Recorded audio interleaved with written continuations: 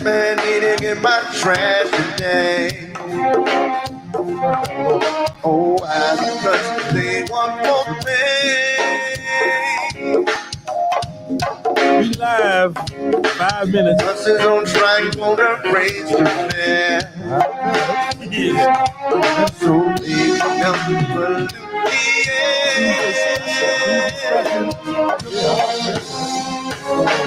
But that's what makes the world go round. The ups and downs. See, man, they got this right here. Whoever this band is, this is an old beat. Chuck used to play this. He played it like nobody. He said gangsters make the world go round. Right. Yeah. That nigga make you want to hustle after this and that mother. I went to that show, man. A regular job came with that little soul crap. Gangsters. I said, oh shit. Oh man, that's just all right. What's up, Deon? What's up, Deon? I said, man, fuck that job. Call this nigga up, man. Hey, we ready, Dana. We on time tonight. Well. Look who decided to clock in. Okay, Dana. We appreciate you on the forefront. Essential worker. We here tonight. Hey, my main man. What's up, Big K? What's up, K? Hey, where my man X at? Hey, go ahead and share that show, man. Listen to shit out early. Hey, congratulations for a good friend of mine who became a phlebotomist this week. Yeah, good friend of mine named X. Yes, man. He said, man, I've been watching y'all, man. I'm gonna be a fan every week. I ain't know y'all. I said, yeah, we'll be on. Oh yeah, we get with us, man. There's a lot going on in the city. January 6th. The committee said he headed to work. Oh, headed to work. Yeah, he's a phlebotomist, man. He had to get, before you actually become a phlebotomist. For those y'all didn't finish high school, a phlebotomist is the one that draws blood in a hospital, which turns the blood in for all types of testing. Because when you enter the hospital, the main reason they find out what's wrong with you is through your blood. You didn't know that, did you? I did not know that. Yeah, that's why they take your blood, because a lot of times you check it out, the mom say, what's wrong with him? He got a headache. Take your blood, you have dope. No, you ain't no fucking headache. What you had up in you, see what I'm saying? So it's a lot of times that you can find out exactly what a person's wrong through the blood. So it's a very important job. Well, we got a lot to talk about tonight. We got COVID test came out. We got the owner of the Brewster's ice cream in Waldorf. He coming on about 8 o'clock, I think. Black owned. Black owned. That is black owned. Black owned ice cream joint. And it's open right now. Y'all go get it. Oh, there go our girl. Shantice. Life of the Party is in the building. Life of the Party. I thought you were supposed to hit the phone today, but I guess you had them little crumb snatchers all over the place, getting out of school and all. Damn, I'm scratching like a junkie, man. Clorox. Put too much Clorox in this. The Clorox will make it itch like it will. Different stuff that you wash with. Yeah, especially if you got sensitive skin. They basically toned a lot of strong stuff in the detergent, man, because they like to wash the shit stains out your pants. You just watch it. Hey, what would he say? 5 Whiskey K, man. Oh, he talking about that. He talking about a bet. Hey, turning your bets. Y'all know who bet Deon. Yeah, I'm looking for my money. Frank said he went against Big E. Hey, he going against KC. He going with Josh Allen. I might take $2 on that. Might take me a $2 better than that. Now we done first week of playoffs. We done got rid of all that trash, right? A lot of trash. We got rid of a lot of teams that just barely made it, and you can tell they barely made it. Yeah, still is what they're supposed to be in. Based on their performance, the Raiders probably played better than anybody else. Right. Dallas played a subpar game. Somebody who? What's going on? Dallas played a subpar game. Yeah. The Patriots got gutted. Pittsburgh got gutted. And Arizona got gutted. Arizona was lunching. I don't know what they were. Yeah, well, everybody. I'm going to post that for you, Frank. Everybody that basically struggled to get in the playoff struggled in the playoffs. Yeah, we got a lot to talk about. That's one thing we got to talk about. You was talking about January 6th in the pre-show. What are you talking about? Well, January 6th was actually a year ago when they took over the Capitol. Now they have people who are investigating, the people who actually might have been behind that. Big Lou, what's happening? How you doing, champion? How you feeling, man? Good to have you on. And we got a lot of stuff going on, man. Went to a beautiful retirement party. Essential worker, brother James Stevens, DC Fire Department. Y'all get that boy praise. He been running in houses, putting out fires. And a lot of people don't know that a fireman does more than just put a fire. Yeah. If y'all don't know what a fireman does, watch Chicago Fire. Hey, Tish, you watch Chicago Fire? No, I don't watch it. Anybody go to Chicago Fire and watch the Chicago Med, and then they have Chicago PD. But they actually show you what essential workers really do. Yes. Yeah, Riggs Park. Riggs Park is definitely in the building. Matter of fact, Riggs Park own this building. This ain't no motherfucker in the building. This is our building. Yeah. We own Let's this. Get it started. We gotta get it started, man. Ownership is important. Well, we got 2 more minutes. Ownership. We're gonna get our girl, the queen of credit back on because Latasha gotta get her for Roosevelt 2022 because 2022 we need some financial goals to start, get your credit right, buying homes or a commercial product, property, whatever it is that can create another stream of income. That's what we need to focus on, y'all. Instead of all that bullshit around, all that turn your numbers up in your bank account. Yeah. Don't forget to share the show. We're getting ready to get it on. We got a couple questions for y'all, relationship topics. Yeah. Is it good for a divorced husband to have a divorce party? Is that something that y'all want to do? I don't think he think it's goofy, but we're going to talk about strokes for different kind of folks. I don't think men should do what women do, but we got guys now who don't understand. We ain't gonna get into all of what's being done with the low pants and all that. All that shit. I get into all that, how that's assault on the black male ego. That's a good one. How you gonna turn it into the ego part? So that'll be good. Also, what are your simple pleasures when it comes to a relationship? What are your simple pleasures? Period. What makes you? That's what we're gonna talk about on the relationship side. Bradley Beal or Devin Booker. Who you like? Let the people answer. I like to let the people answer before I answer, but it's a good one, I'm with you. That might be a little good, but women do it. But let the people, the women, see, don't measure yourself up to what a woman do. That's when you fall short. You know what I'm saying? Women have periods. We can't do that. Yeah, we definitely. So there's certain things that we just can't do what they can do, and they can't do what we can do. True. We can't. They can't carry a big ass, heavy ass box from downstairs 4 flights up. We can do that shit. So it's different things. You know well, it's time to start the show. So we're gonna let that man on drive. You know who we got. It is. We got to keep pushing, y'all. Got to keep pushing. Still strong cause I push. Moved on when I push. Hard times gotta push. No climb, bitch, I push. Back straight, push. Chest up, push. Head up, push. 10 toes, push. Big things stay big things when the small things get pushed. And the small things stay small things when the big things just push. Chest up, push. Back straight, push. Head up, push. 10 toes, push. All praise to the underdog. Damn right, yeah, the underdog. Same one that was down with you. Came up, now you want the fall. Fake love, I don't want it all. Dang shot, I just want the ball. No convo for broke niggas. Grab the phone when the money call. I do this shit by myself. I don't got no help, so I gotta push. To keep it from not working out, put food in my mouth, bitch, I gotta push. Lucky that I'm not a crook. Judging the way that you look. I see the hate in your eyes. You easy to read out the book. Fucked them up when I came in. They ain't think I had arrangements. Or could cover that plane ticket, so we gon' get to this lame shit. There it is, y'all. All over the place. Podcast Tuesday night special. Yesterday was MLK Day. Big shout out to MLK. Well, that's the day. That's correction. That's the day that they celebrated his birthday because his birthday is on the 15th. Oh, I didn't know that. Yeah, his birthday is on the 15th, but they celebrate on the 16th. Whatever the day they do, it's the 20th, I think. What's the day? Yeah, well, today is the 18th, so they celebrated yesterday on the 17th. Yeah. So, okay. Birthday was Saturday. All right, well, big shout out to MLK. He would have been 93 years old, Martin Luther King, Martin Luther King Jr., who actually gave one of the most prolific speeches in U.S. history. Yes, indeed. And it still plays today. I have a dream. I wonder what we were thinking about that night before I had a dream. Probably getting his dick jacked and everything. I had a dream. I don't know what the fuck he was doing the night before. He had a hell of a dream, didn't he? No, on a serious Share note. that show, y'all. We get it. On a serious note, man. One of the most powerful brothers. But let me tell people something. Let's do it. One of the reasons that Martin Luther King is so popular is why?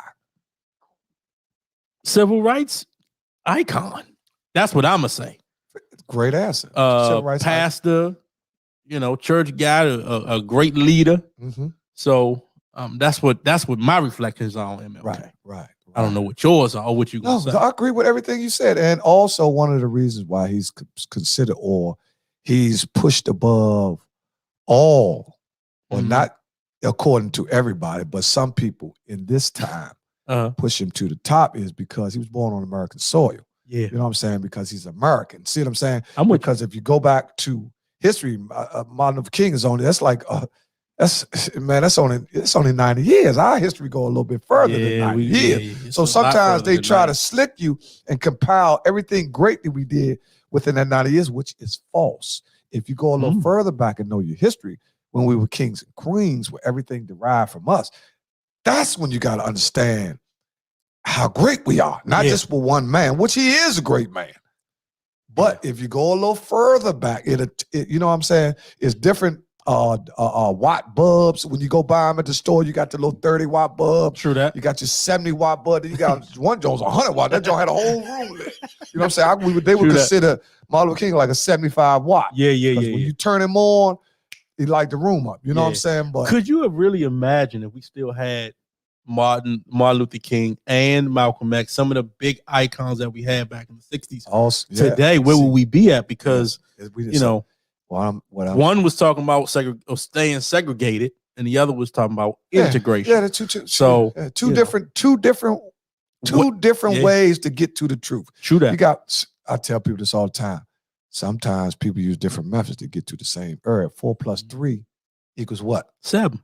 5 plus 2 equals what? 7. 6 plus 1 equals what? 7. So it's 3 different methods. Yeah. To get to one sum. Yeah. Glad you said 7 and not 6. Yeah. So 3 different methods to get to one sum. So sometimes, just like you had Booker T. Washington, you had W. Du Bois, they had different ideologies about. Booker T. Washington was about cultivating the land. He was big in agriculture. W. Du Bois was about, going to college, learn what they learned. Now, what years was that? You talking about early?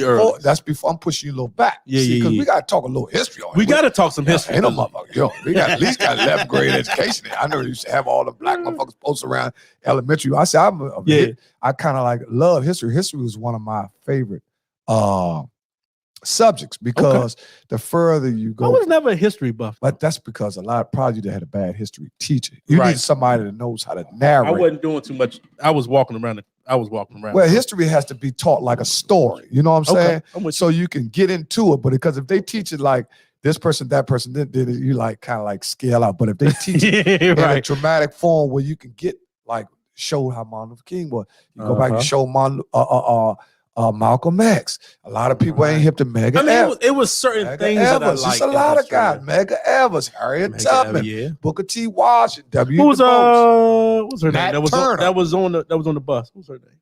That was Rosa Parks. Rosa Parks. But you know what?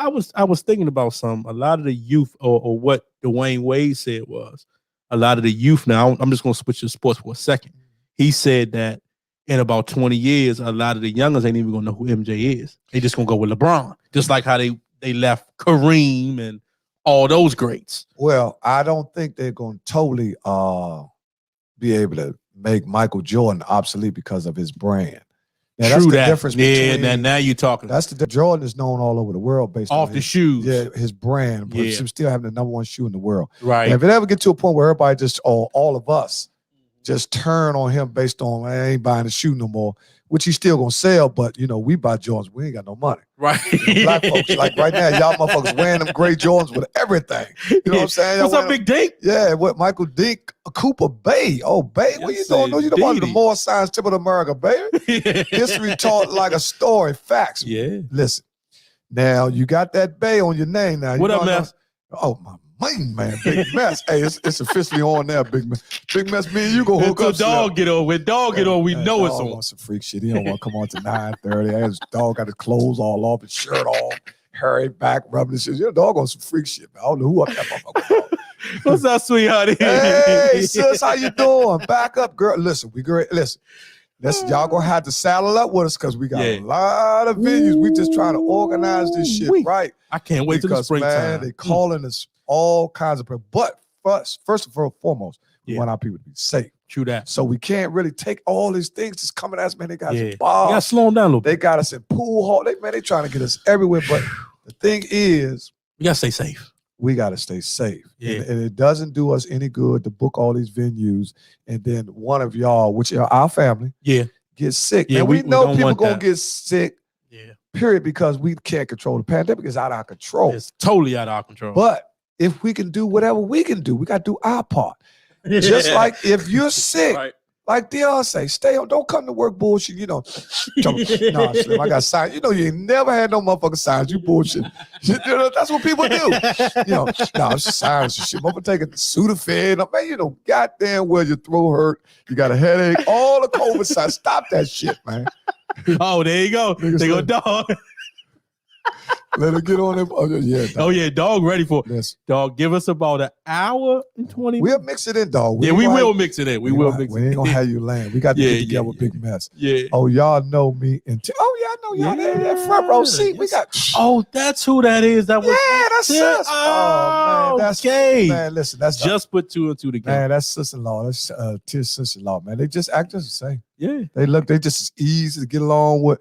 Tish, make sure you hit my phone about that song you was talking about, because I don't know what song you're talking about. MLK. If you want, I don't know if you want the vibe joint I was playing, or if you want the other our intro song. So just let me know. You're still not out the loop. You and wife, you're still not out the loop for what we talked about prior order. Mhm. You know what I'm saying? But basically, I haven't been able to get to the place where I can get my stuff so I can get things done. Along with Steve Smith, I had 3 orders that I have to fulfill myself. But don't worry, y'all first one.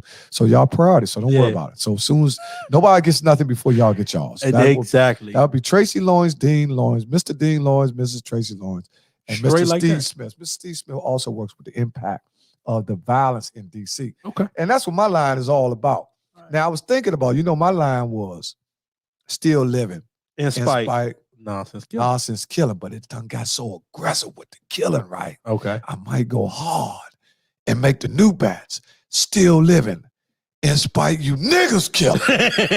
Cause that's what y'all No, you is. can't go hard like that. Man, No, you can't go hard like that. hey, man. No, you can't go hard like that. Can't go hard. What y'all think? No. You y'all can't, don't put the think? niggas on it. Don't put the What niggas y'all on think? it. now? No. I like in spite of nonsense. Okay, Don't go with the nigga. We just was talking about MLK, man. Right.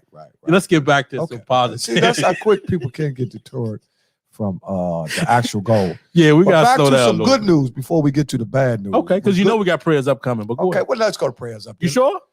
First of all, we're gonna talk Huh? about. They said he tested positive for 19. Oh yeah, what? Oh, man, as long as didn't know you that, Dean, man. listen. Hmm. COVID Rest up, baby boy. is flying through the community like wallflower now.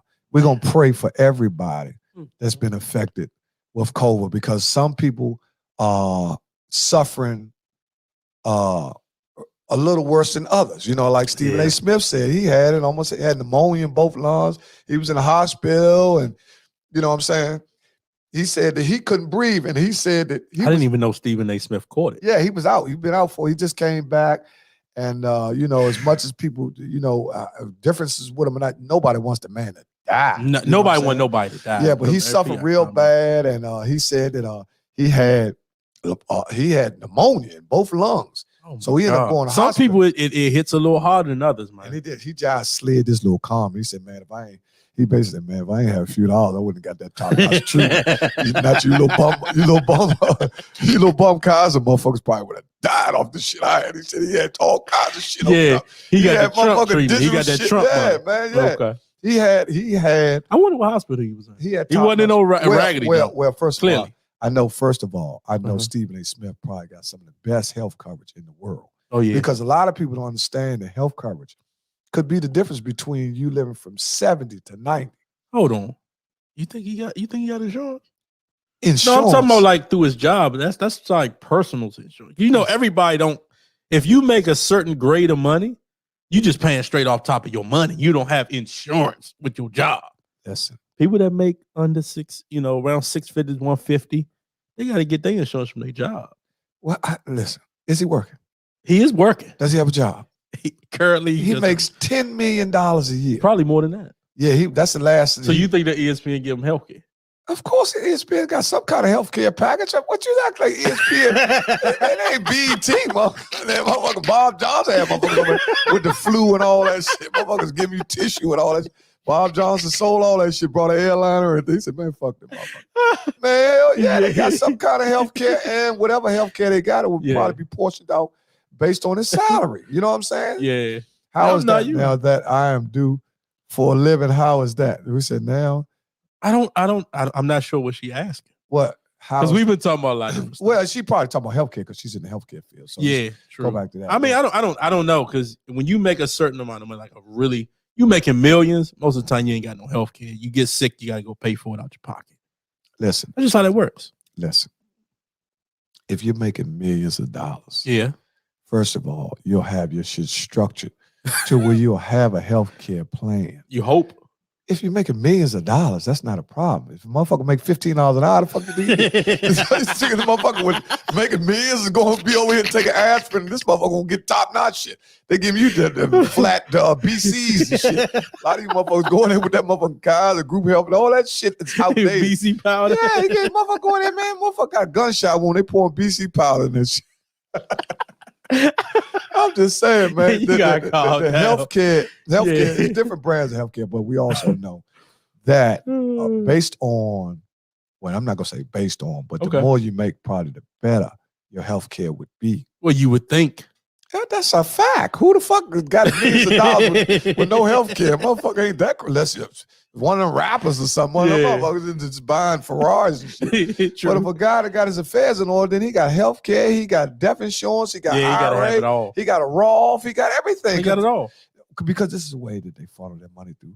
Yeah, taxes. You know what I'm saying? This is the way you get this is the way I know about all that, man. I just look stupid.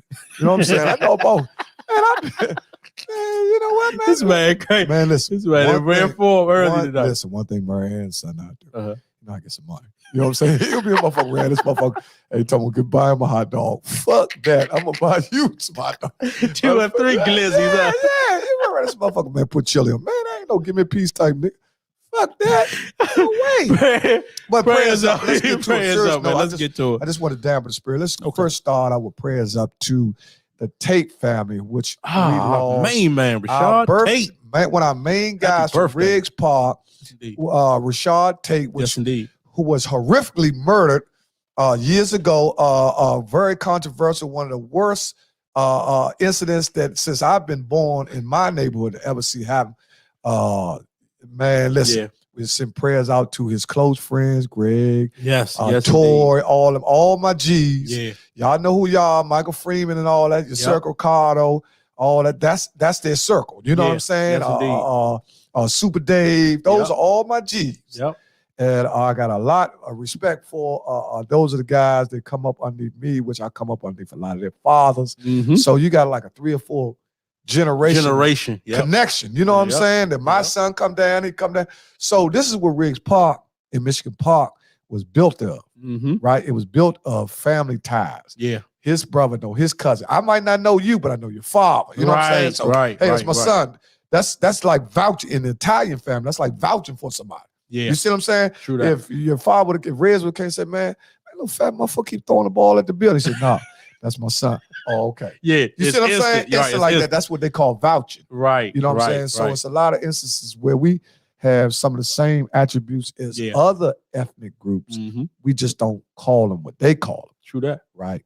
But prayers up to the Tate family. Prayers up to the entire and Tate all family. His G's, his circle. He got an immediate circle. They know who they are. Yes, indeed. Also, we want to say still prayers up to the Jackson family who's still mourning Joe Jackson, the older brother of the Jackson family, which is Michael Jackson, Deon Jackson, Sharon Jackson, David Jackson, brother. Yeah.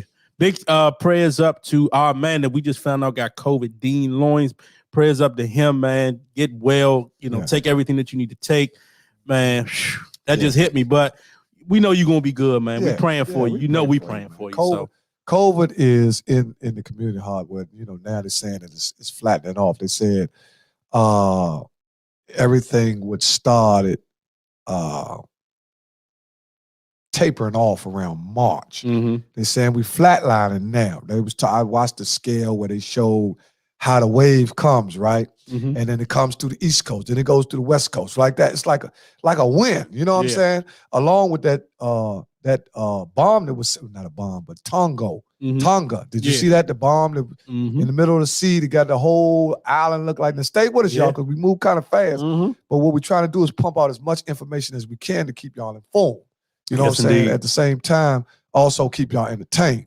We also got to get our man Deon Lamar back. Got to get him back. Money man. Yeah, money man. We need a crypto expert. There are a lot of people that we know crypto, which is cryptocurrency, which is starting to tilt the scale a little bit. They got a stadium. Okay. Yeah, Crypto Stadium. They got their first stadium. Where's the stadium at?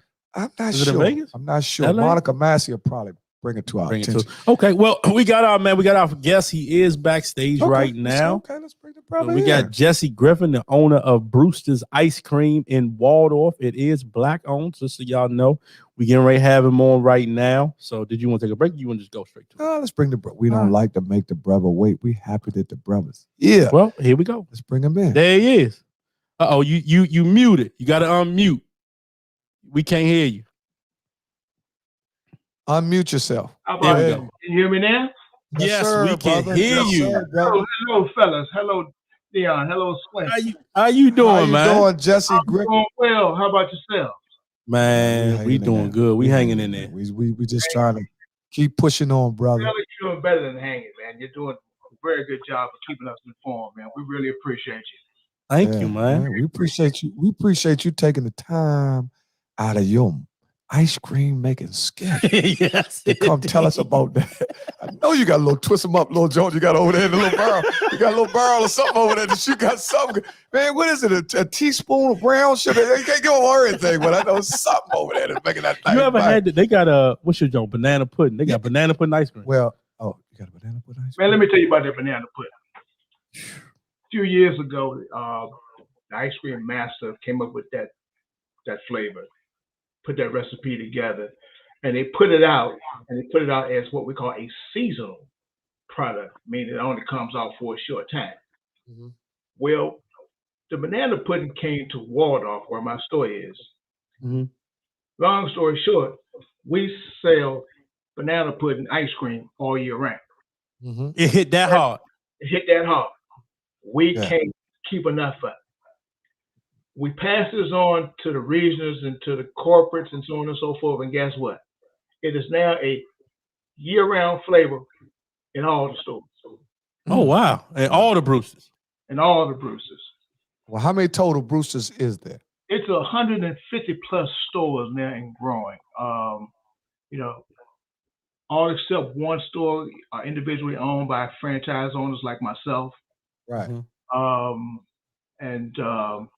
Which I guess I could just jump right on in and begin to talk about why I chose Brewster.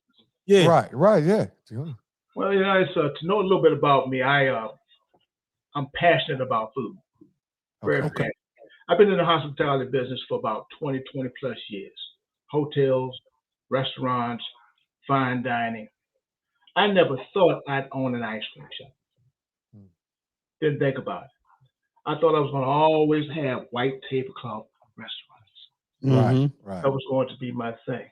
But as time progressed, and I ventured further into the game of hospitality, right.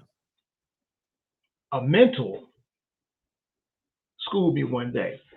We were sitting there and he says, "So where's the money in food service?" And of course, we all talked about the restaurants and that sort of thing. He said, "You may be surprised." He said, "The money is in popcorn, peanuts, nachos, pretzels, ice cream." I can believe that. So it's not really into the big restaurants and all of that. Well, it probably is for the bigger chain. Well, stuff. Well, what he's saying is that's the money. That's like the ladder factor money. The money. Yeah, that's the money they ain't paying attention to. The truth is, all you have to do is go to any stadium, any concert hall in the country, around the world, But what are you gonna get? Popcorn, Mm-hmm. half smokes, hot dogs, and in some stadiums you're gonna get some. I think you got a little dots and that sort of thing. Yeah. Right. You're gonna get some form of ice cream. Right. Mm-hmm. So I decided to go into the ice cream business. And that's how you did it. I mean, that was the reason why you jumped in. How long have you been in? We've been in Waldorf now. We're going on to our 6th year. Oh, Okay. beautiful, man. Hold on, give him a congratulations. 6 years. Oh, Yeah, that's great, man. 6 years. All right. Because I mean, I think I found Brewster's about last year in the summertime, maybe. Yeah, I just came up on me. And I drove. Me and my daughter went out there. We enjoyed the ice cream or whatever. So, but Well, if you've been 6 years, man, well, that's he's great. already passed based on the numbers with the success rate of a minority business is 5 years or less. So you've exceeded that. So you're going into a area where you're going to get into where you start reaping for all that labor you've been doing the first 60 months. Kind of, sort of, yes and no. Okay. This year we playing the grind. Right. Okay. We playing the grind. We've made our 5-year mark numbers wise. Right. With time. Okay. But we want to exceed that another 25%. Right. Thanks to the constituency within a 15 to 20 mile radius. And I thank everybody for their support of the Brewsters and Waldorf. Yes, indeed. We were able to increase our business coming out of the pandemic 25% last year. Yeah. So we intend to do the same thing this year.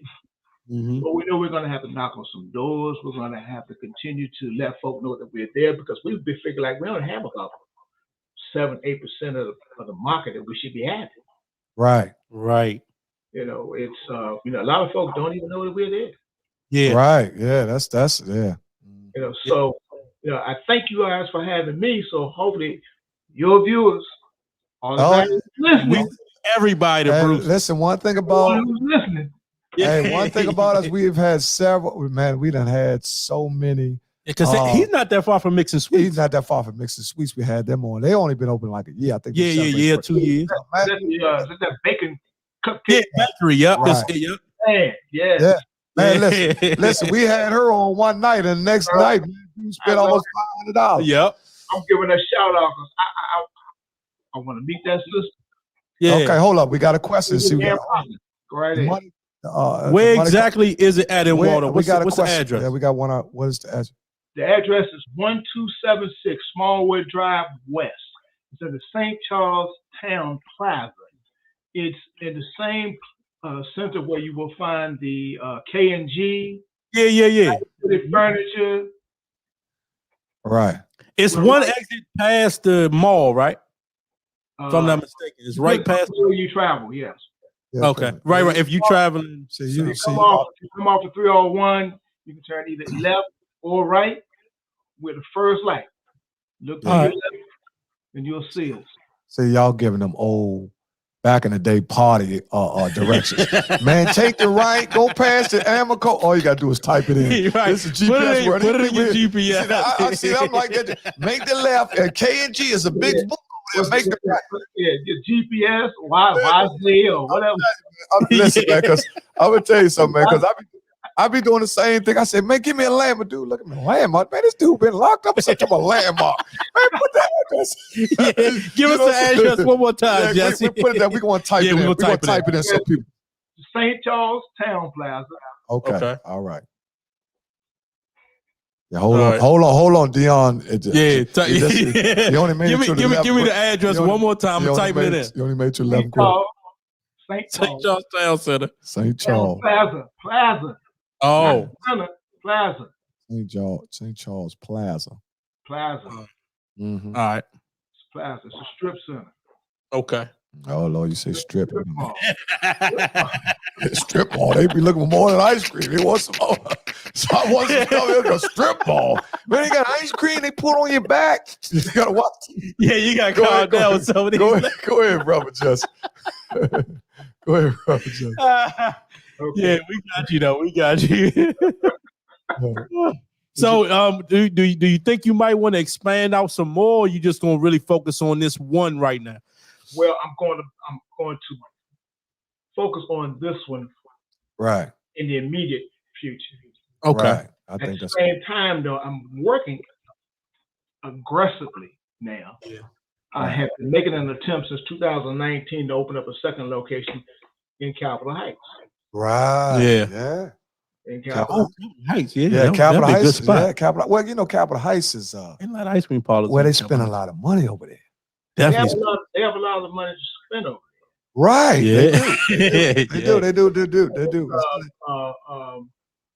more specifically, I'm looking at the Seat Pleasant part of Capitol Heights, Oh, I know. which is to 80 to 87% African American. Yes, indeed. Exactly. That's what I love that. And that area is in need of some growth, some new looking buildings and things of that nature. Yes, Right. indeed. It's been somewhat difficult with the pandemic, Right. getting everything in order. Folk have been working from home or from Hawaii or Brazil or whatever and that sort of thing, and not quite in the office. Right. That's true. Help folk get everything that they need lined up in a timely manner. But we're this close. Yeah. Right. We're this close now. It's I got to put it out there. I'm waiting on WSSC to give me prompts. Okay. Right. Give me a release. Yeah. Building permits, and hopefully we'll break ground. Hopefully the next 4 to 6 weeks. Oh, Beautiful, that's great, man. That's beautiful, man. That's great, man. That's real good man. because now you'll be jumping into PG County because right now you're in Charles County out of Waldorf, right? Well, actually, my first venture I had hoped would have been in PG County where I live. Okay. All right. However, this spot presented itself. This spot, had been an ice cream shop 3 times over. I think Maggie Moo's and some other places had been there. Okay. Okay. And they didn't survive. Right. And so I kept taking a look at it, and and I felt, well, maybe I could make this work. Yeah. And so, it's it doesn't have a drive-through, Mm-hmm. Okay. but it had enough space to create a patio area. Right. Right. Where they can sit down and eat. Right. Okay. And that's been a hit. Yeah, because outside dining now Is the with thing. everything going on, with everybody working on space and our privacy and enough distance between, because these CDC regulations really permit everything to be spaced out a little bit, where people will have some form of privacy where to be healthier. You know what I'm saying? Instead of bunched up. Oh, most definitely. See, so I mean, it was like there was a blessing in disguise for us to be situated the way that we are, because we're a walk up. Yeah. Mm. You walk up to the kennels. We serve you out of a pass-through window. Yeah. You are in a position to be able to space yourself out 6 feet apart. You're not inside crowded and that sort of thing. Right. So we were ahead of the curve. Right. It was a blessing. Yeah. Yeah. And so they declared us to be an essential business. So we were open during the pandemic. Okay. Wow, that was big. Yeah, that's huge. To be able to operate and continue to get money. Yeah, why nobody was closed? I was getting it, selling them little half a gallons of that banana pudding. They were moving them, John. So other than that alcohol, there was another alternative. Right. All right, that's you can come get your sweet tooth taken care of. right. There you go. Believe it or not, my triple, like a guy we consider my father. He told me one of the things that can cure a hangover. Ice cream. Vanilla ice cream. Never knew that. Never knew that too. I never knew. He said. Did you ever try it though? Huh? Yeah, I tried. Okay. I tried, but I never really. I have been hungover, but I'm not a heavy Yeah. drinker. But I've tried off a semi headache and it worked.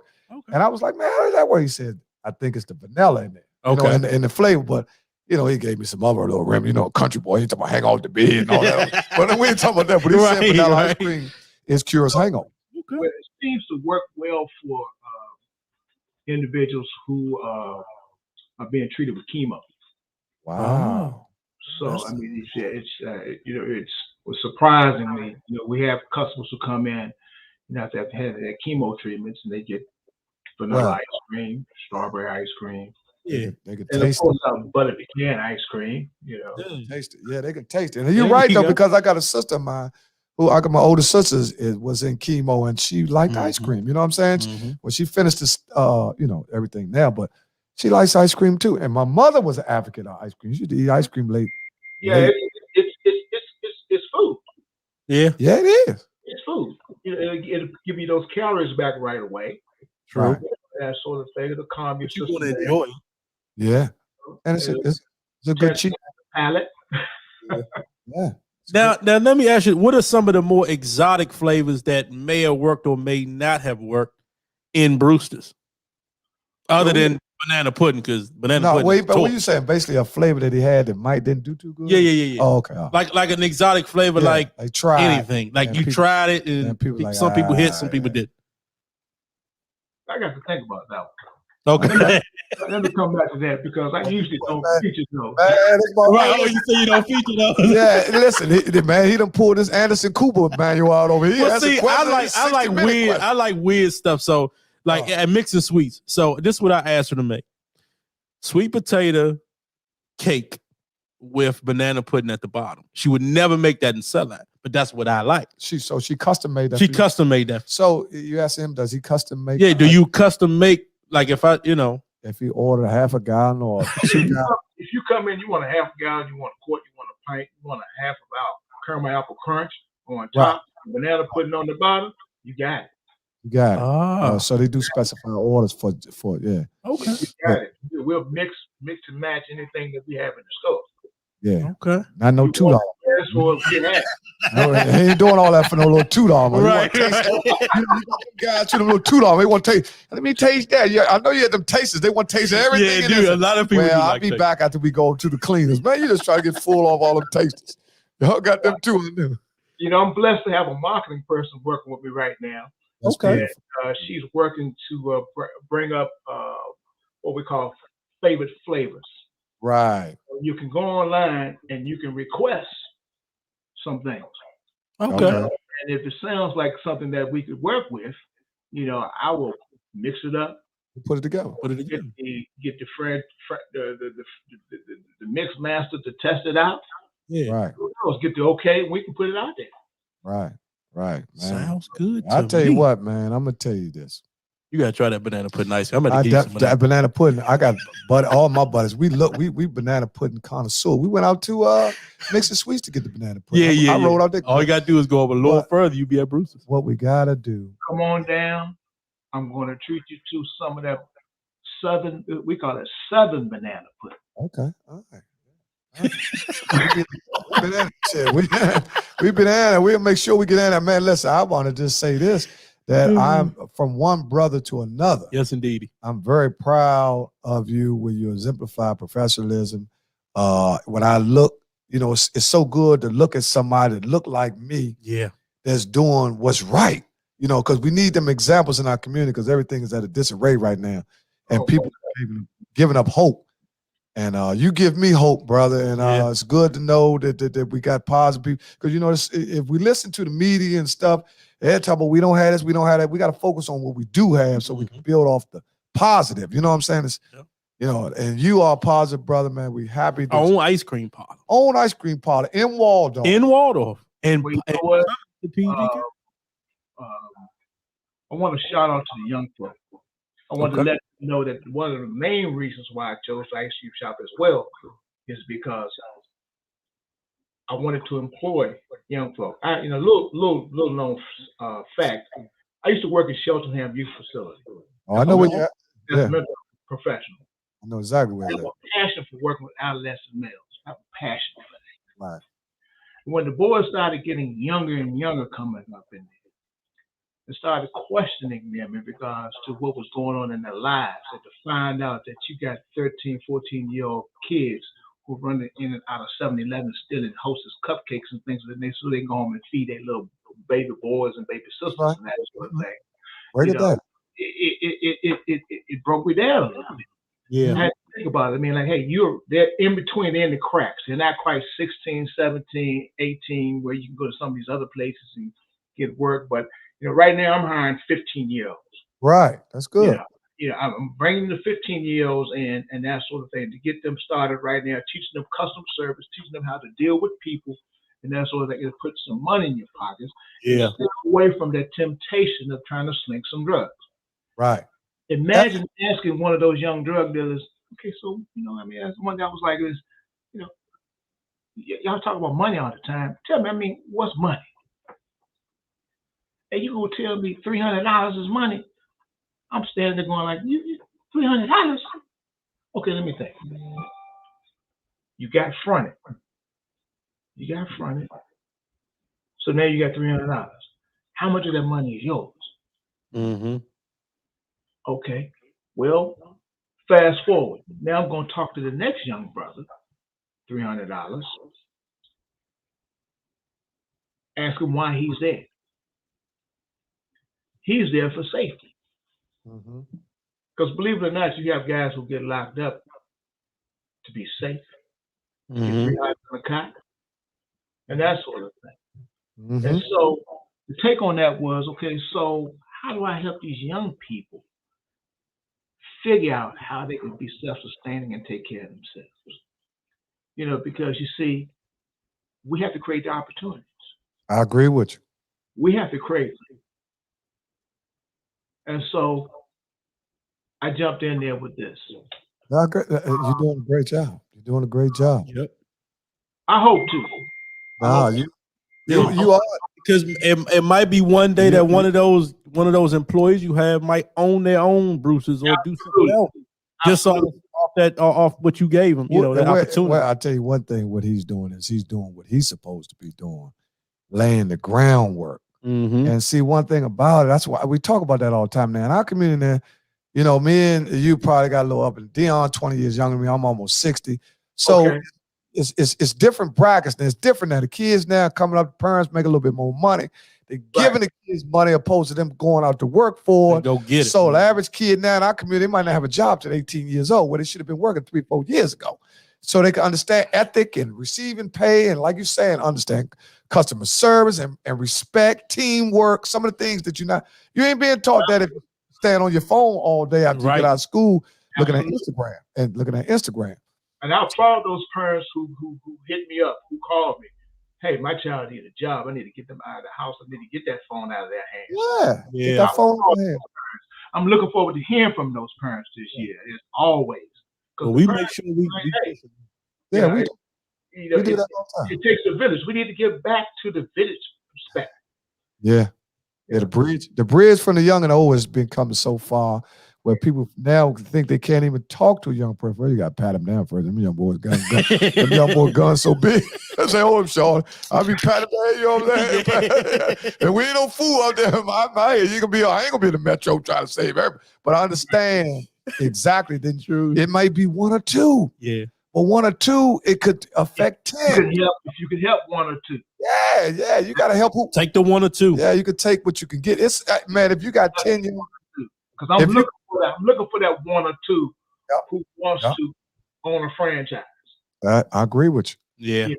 To understand that the other reason why I chose franchising as opposed to putting my own brand out there right away. Right. Because I didn't have to spend the money. Right. To create, the labeling and that sort of thing, the logos and that sort of thing. Right. Already done. I paid for it already. Right. But it cost me weekly and that sort of thing for that. But it's worth it. Yeah, it's worth it. It's worth it. Because again, the next message I want to send is that if you really want to get started, that's the safest way to go. The banks will help you finance that quicker than they would your own stuff. Right. If you franchise. If you franchise. So you get up underneath another umbrella. Yeah. Correct. Because they've already proven it. You're right. It's an institution. Yep. It's an institution. They've been doing it. Like you say, Eric just brought up this. He just brought up a valuable point that the one in Gaithersburg is doing real good. Yep. Brewster's in Gaithersburg is Hold doing up. The one in Gaithersburg. Shouts out to Bob Fisher, the owner of that, my mentor. Right. Okay. Yeah. That's the number 1 store in the entire Brewster's organization. Wow. Gaithersburg. The number 1 store. That store does over $1.2 million in sales every year. $1.2 million man, ice cream. Man, that's a lot, man. They pushing them. Getting it. Pushing them banana we need pudding. to open us a Brewster. Putting something in there. Oh, you got to watch it. Keep in mind there, Bob been at it over 10 years. Yeah, okay. Yeah. He's a master at marketing. That's what it. You know what? That's a big deal right there. Marketing. He's a master at marketing. You know, he's always marketing. Right. Yeah. You know, along with my marketing person, he got me putting the logo on now. Yeah. You need to go everywhere with the logo on and all that. And I'm going to take heed to that. I'm really going to take heed to that because it works. It works. You are definitely a brand. You're branding yourself. I mean, it's all for you. Yeah. But up underneath your umbrella, you're creating opportunity for young people, 15, 14 years old. And we need it. You they're like a village. He's raising a village. Yep. Man, because they gonna remember that, and when they get people all listen. One of the reasons why Marion Barry was so successful, because people remember that first job. Mm-hmm. The first job they had when they just turned 16. They was just able to get that little $3.35. They were so happy. You know what I'm saying? Now you got, like I said, now you got kids now, which is bad. They might not have a regular job until they're 18 years old. Right. That's bad. Well, I'm trying to help those who want a job, 15, 16, 17, you know. Brewster's Waldorf, be glad to have you. Well, we going. Brewster's. I know once you get in that seat, you gonna have to have some Brewster. He gonna have to have him some Brewster's classes, man. We might have to. Yeah, we have to get. Well, we always got to have you back on, and definitely when the spring and the summertime hit, we definitely got to have you. But we ain't waiting no spring and no summer to get that ice cream. I know I'm going down. I ain't waiting no spring. I don't know what he talking about spring and summer.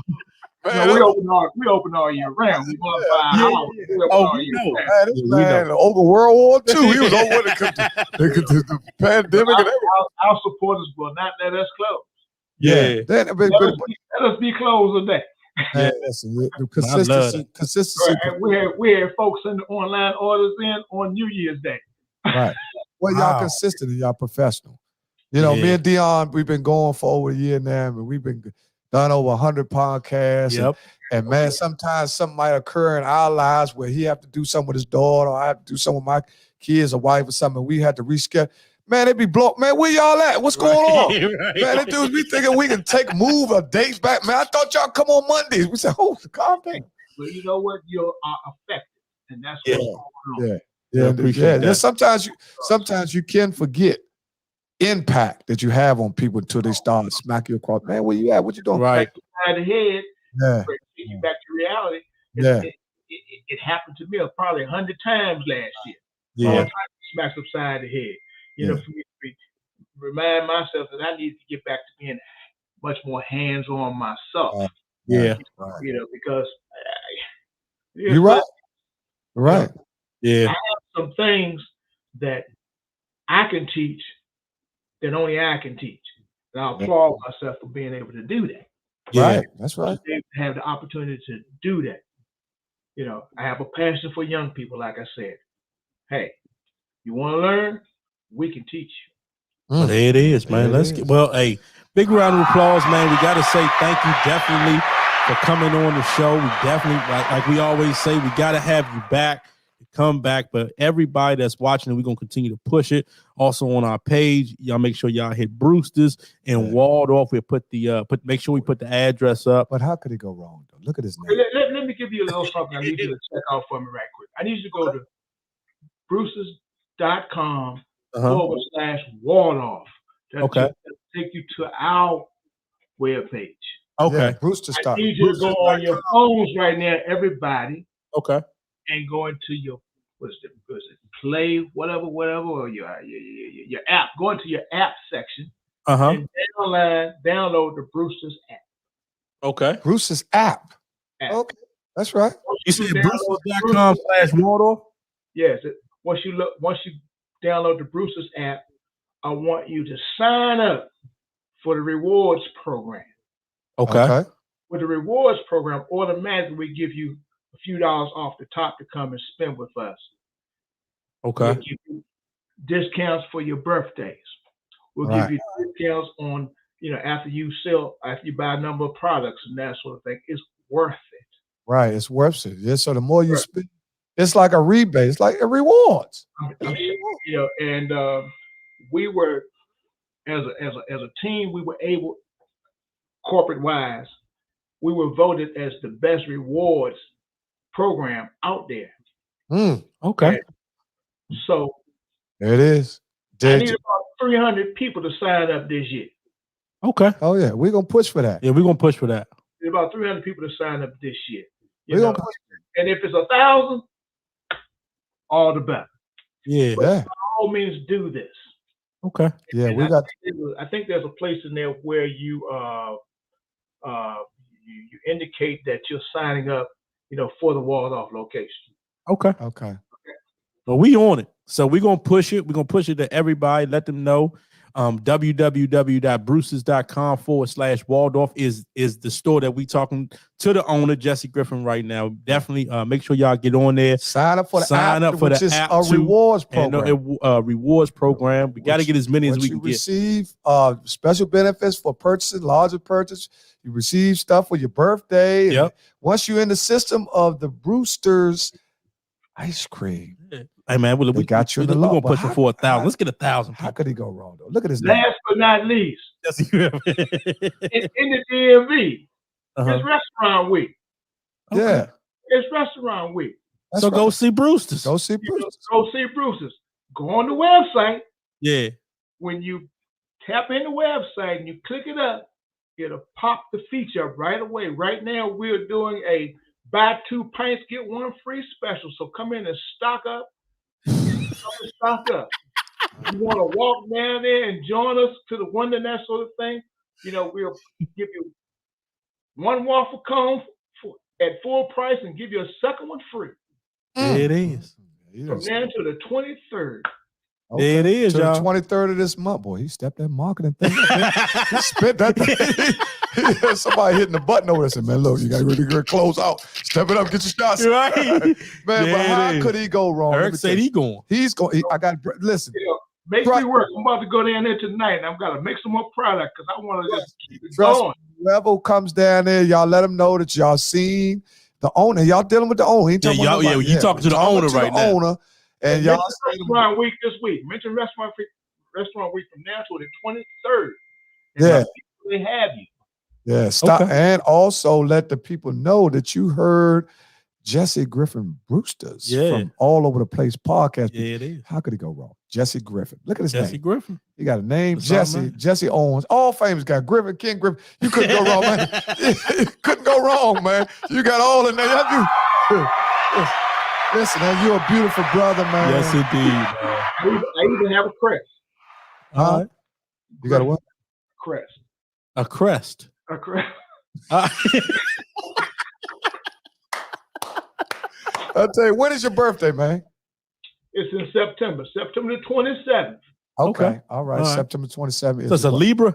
A Libra. The scale. The scale. Yeah. He ain't no Scorpio like me. One thing about Libras, my older sister Libra, they ain't never been showing no money. They know how to squeeze them Libras. That's what that scale up on. They gonna never tip to the bottom side. It's gonna be even. We gonna always stay abreast. That my older sister, very good with money. They're very smart, very great decision makers too. Yeah. These Libras are very great decision makers. Well, there we have it, man. Stubborn and hard-headed, but they make it.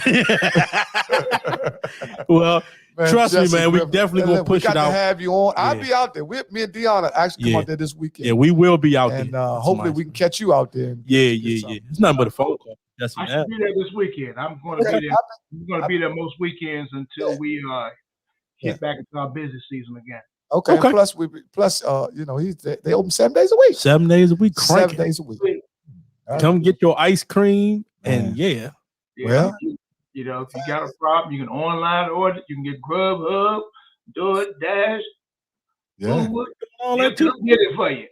All right. Well, there it is. You got to have them services now when you have it. See, that's the best way because some people they just into all that now. Technology has taken over the world, so that's part of the marketing he was talking about. You got to have all that stuff available. Well, there it is, y'all. Make sure y'all hit Brewster's in Waldorf, www.brewsters.com/Waldorf. Y'all see the owner, Jesse Griffin.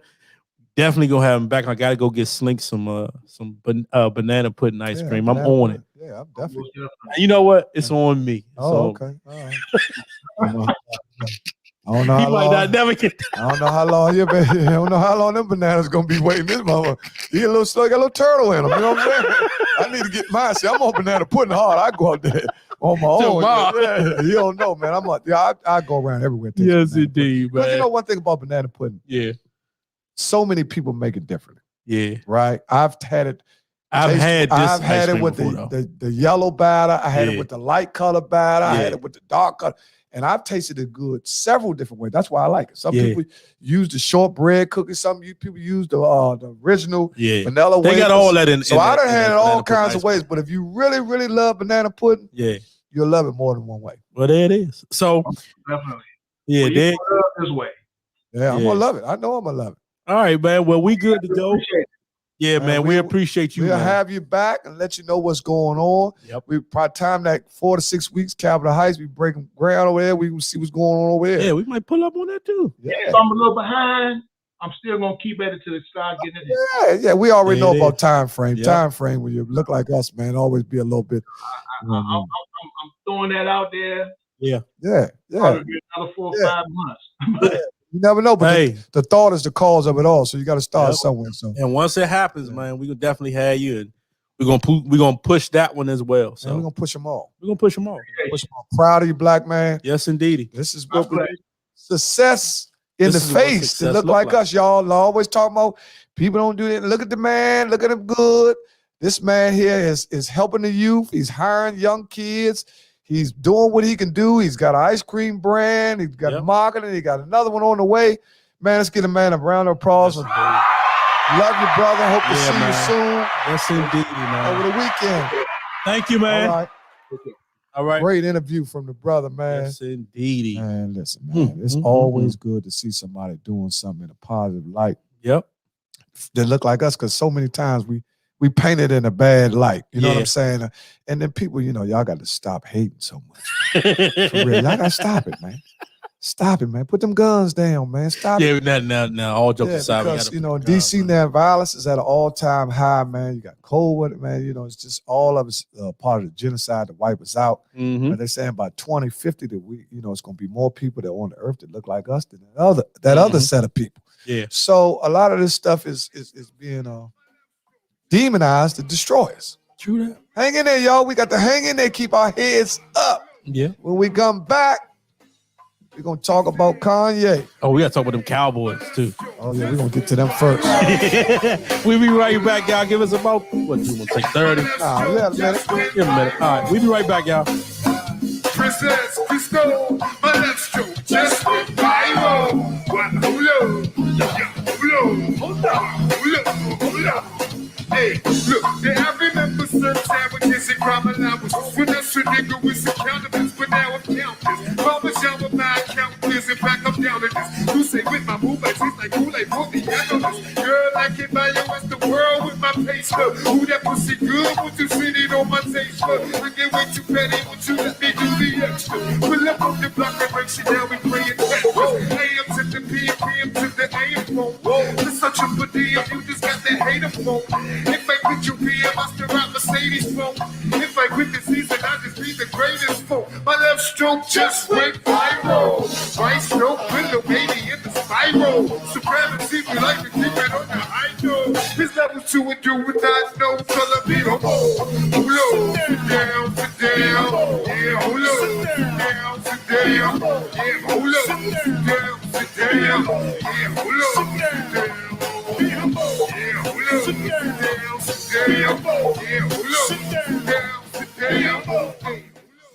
All right, y'all. We back, man. Tuesday night. In case you just tuned in, man, it's Mr. Interview with a great guy who is the owner of Brewster's Ice Cream, located in Waldorf, Maryland, which he also is connected with the youth. He's trying to connect the teens, the 15-year-olds with jobs, and he's also been with acting with violence and prevention, working with kids in Cheltenham. So he has very familiar. I didn't know that part. Yeah, very familiarity. Cheltenham was a lot of, you got a lot of kids. Let's talk about something serious for once. They got a lot of kids in our community between the ages of 12 and 15, based on the house or home or apartment or residence from which they raised, which is Mhm. totally dysfunctional. So they're Yeah. operating off all of what they see. They're not operating off what they're supposed to know. They're operating off the only thing they do know. So a lot of times when y'all be so quick to cash young, them youngins, man, you got to look at where they come from. You know what I'm Yeah. saying? Because they didn't get here by themselves. True that. And it's a lot of parents that have failed the kids. You Yeah. know what I'm saying? Even everybody should have somebody that they shining light on. Yeah. Younger guy. I got a few of them, you know, and I work with them all the time. That's one of the reasons why I like being a barber, because you get a chance to talk to young kids, see where they're coming from. And it's different, man. You know, you Deon, you 38, the kids are different from when you was 18. Right. You know, they different Right. from me. I try to create some type of where I won't be so far away from how they think, so I Yeah, won't the be gap. lost. Yeah, the gap. You got to bring the gap. Yeah, you got to close that gap. Man, fuck y'all Cowboys fans. Here we Up underneath rocks, man. Here Some we of them go. goddamn What's Cowboys, going but we're not on? gonna waste a whole lot of time talking about losers. We ain't gonna keep beating up all these losers, man. We're gonna talk about basically. Speaking of them, though, man, there's a lot of hurt people behind the Cowboys' loss. Well, the Cowboys, What did you think about the end of the game, though? Well, I thought the Cowboys basically was in that. Where's Michael Bettany? No, the Cowboys, besides Cincinnati and the Raiders, I thought were the most equal teams going into that game with the 49ers and the Cowboys. 49ers coming off a big win where they manhandled the Rams from behind, where they just pounded the ball. Mm-hmm. And we clearly know that the Rams have a better defense than the Cowboys. Would you say that? Yeah, I would say that. And they pushed Aaron Donald around. They pushed and ran the ball right down the throat, which taught the Rams something. The Rams came out in the next game and ran it down Arizona's throat. Right. And we talked about in a lot of these games, you have to be able to run the ball. And if you get down, you can't panic. No, you can't panic. And that's what Dallas started. The game started getting away from them. They started committing stupid penalties, offsides. The Niners kept them in the game. Yeah, but the Niners are unexperienced at winning big games. Yeah. If you look at the teams, who would you think the teams that won the most playoff games in the last 25 years? Who would you say? Give me the 25 years? Last 25 years. Who are the top 5 teams that won more playoff games than anybody in the last 25? Patriots, Steelers. Green Bay is above. Green Bay. Colts. Colts won a lot too. Colts, nah, they're not up there. Really?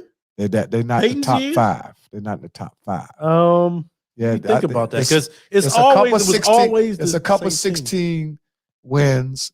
Pittsburgh. Yeah, Pittsburgh is definitely going to be up there. Green Bay. You got the Patriots. Patriots with 31. Right, the Patriots still is out of the AFC off the break. Right, and then you have Green the Bay. Broncos. Who came out of the NFC other than Green Bay, though, in that list, I wonder? Because you only got one NFC team, and that's the Packers. Well, we talk about the teams. AFC, NFC, don't make. Okay, you just talking about NFL. Yeah, NFL, period. Okay. Out of all of them. It's the Patriots. They have 31 victories. Someone posted that today. I'm trying to think about what NFC East team would have the most playoff wins in the last 25 years. That's the topic. Okay, here it is. What's up, Rick? Here it is, right. Who that? Rick Brown, how you doing? Here it is right here. New England with 31 wins. Yeah. Green Bay with 16. Pittsburgh with 16. Baltimore with 16. Baltimore's up there. And Denver with 14. Philly has 14 wins. Philly was good quite a few years. Seattle has 14 wins. Yeah, I didn't think about Seattle. Then you start getting teams like Indianapolis with 13. San Francisco with 11. New Orleans with 10. Another team. The Giants with 10. Yeah. Minnesota with 8. Now we get to the single digit. Okay. Minnesota with 8. Never would have said Minnesota. Tennessee with 8. The Jets with 7. Arizona with 6. Jacksonville with 5. Los Angeles. Jacksonville was good when they had Ramsey and them. No, this was a couple years ago. They went all the way to the brink with Tom Brady. I'm just saying they took him to the brink. Who was their quarterback? Matter of fact, their quarterback then was the guy they drafted, I think, Blake Bortles. Blake Bortles was their quarterback. Yeah, they took him to the brink. Those are all the teams. You got Buffalo down with 3, Las Vegas with 4. And then you had Jets with Chicago with 3, Miami with 3, Dallas with 3, Washington with 2. Okay. Right? Then you start getting down to teams with nothing. Yeah, well, that would be Detroit. Detroit has a. As a matter of fact, that was Matt Stafford's first playoff win, which was big. Oh yeah, big shout out to Matt Stafford on his first win. They totally annihilated the Cardinals. What happened was the game was easy for Matt Stafford because they took control of the game. on the front four, and they ran the ball. They pushed the ball down there. Yeah, Akers was running that. Akers ran the ball, made the game a little easy. Now this week, because that opened it up for Odell. So this week was the real test for everybody. We have much more. Say that? Because we have much more even matched. We got Kansas City versus the Bills. Very good game coming up. We got Cincinnati versus the Titans. Another good game coming up. We have Tampa Bay versus Tampa Bay is playing the Rams. Another good game. Yeah. Packers and 49ers. Huh? Did you say Packers? Packers and 49. That's a little bit tilted. I think Green Bay. I think I don't know though, because that's not 49ers is a dangerous team. But did you Green Bay got both sides. Did you see the wins I just put up there? Don't go for all that bullshit. We talking about motherfuckers historically that wins in the playoff. Yeah. There's one thing Aaron Rodgers do. He wins all the way up to the NFC Championship. You know what? I'm putting is $2 right now on the 49ers. I'm calling for all bet. And y'all owe me some money. I'm getting ready to call y'all names out. See, the 49er fans actually still quiet because they just really wanted to beat Dallas. Right. Now they know they got some smoke. They got A-Rod. big smoke. Yeah, they got A-Rod. But A-Rod will stink it up, though. A-Rod will stink that jump up. That's what you talking about, a deadbolt lock. A-Rod is Put your $2 on it. Yeah, that's a bet. A-Rod, listen, that's not Dallas. That's not, we talking about a well-coached team. Yeah. Matt LaFleur. I agree. Is one of the top coaches in the NFL right now. He had called some of the best plays, and he has the best thrower of the football. I agree with that. I in totally NFL agree. history. Best thrower of the football in NFL. I don't think nobody ever threw the ball nobody's ever put the ball in places where Aaron Rodgers is. Aaron Rodgers is a bad boy. Aaron Rodgers, I've seen him throw the ball. I don't know about history though. Anybody, pick up anybody. Probably the closest one that's accurate like that or could throw made throws like that was Dan Marino. So you think that A-Rod over Tom Brady as far as accuracy? Yeah, Tom Brady is known for his clutch gene. He's able to handle pressure better than A-Rod. Anybody. Yeah, that's what because he's had the experience. And when you got the experience, that's why A-Rod's up there. He got 16 wins. Okay. But so 2 minute warning. You going with Tom or you going A-Rod? Man, I'm going with Tom Brady all day long. Man, you crazy. 2 minutes and you got to check time. You know you lost.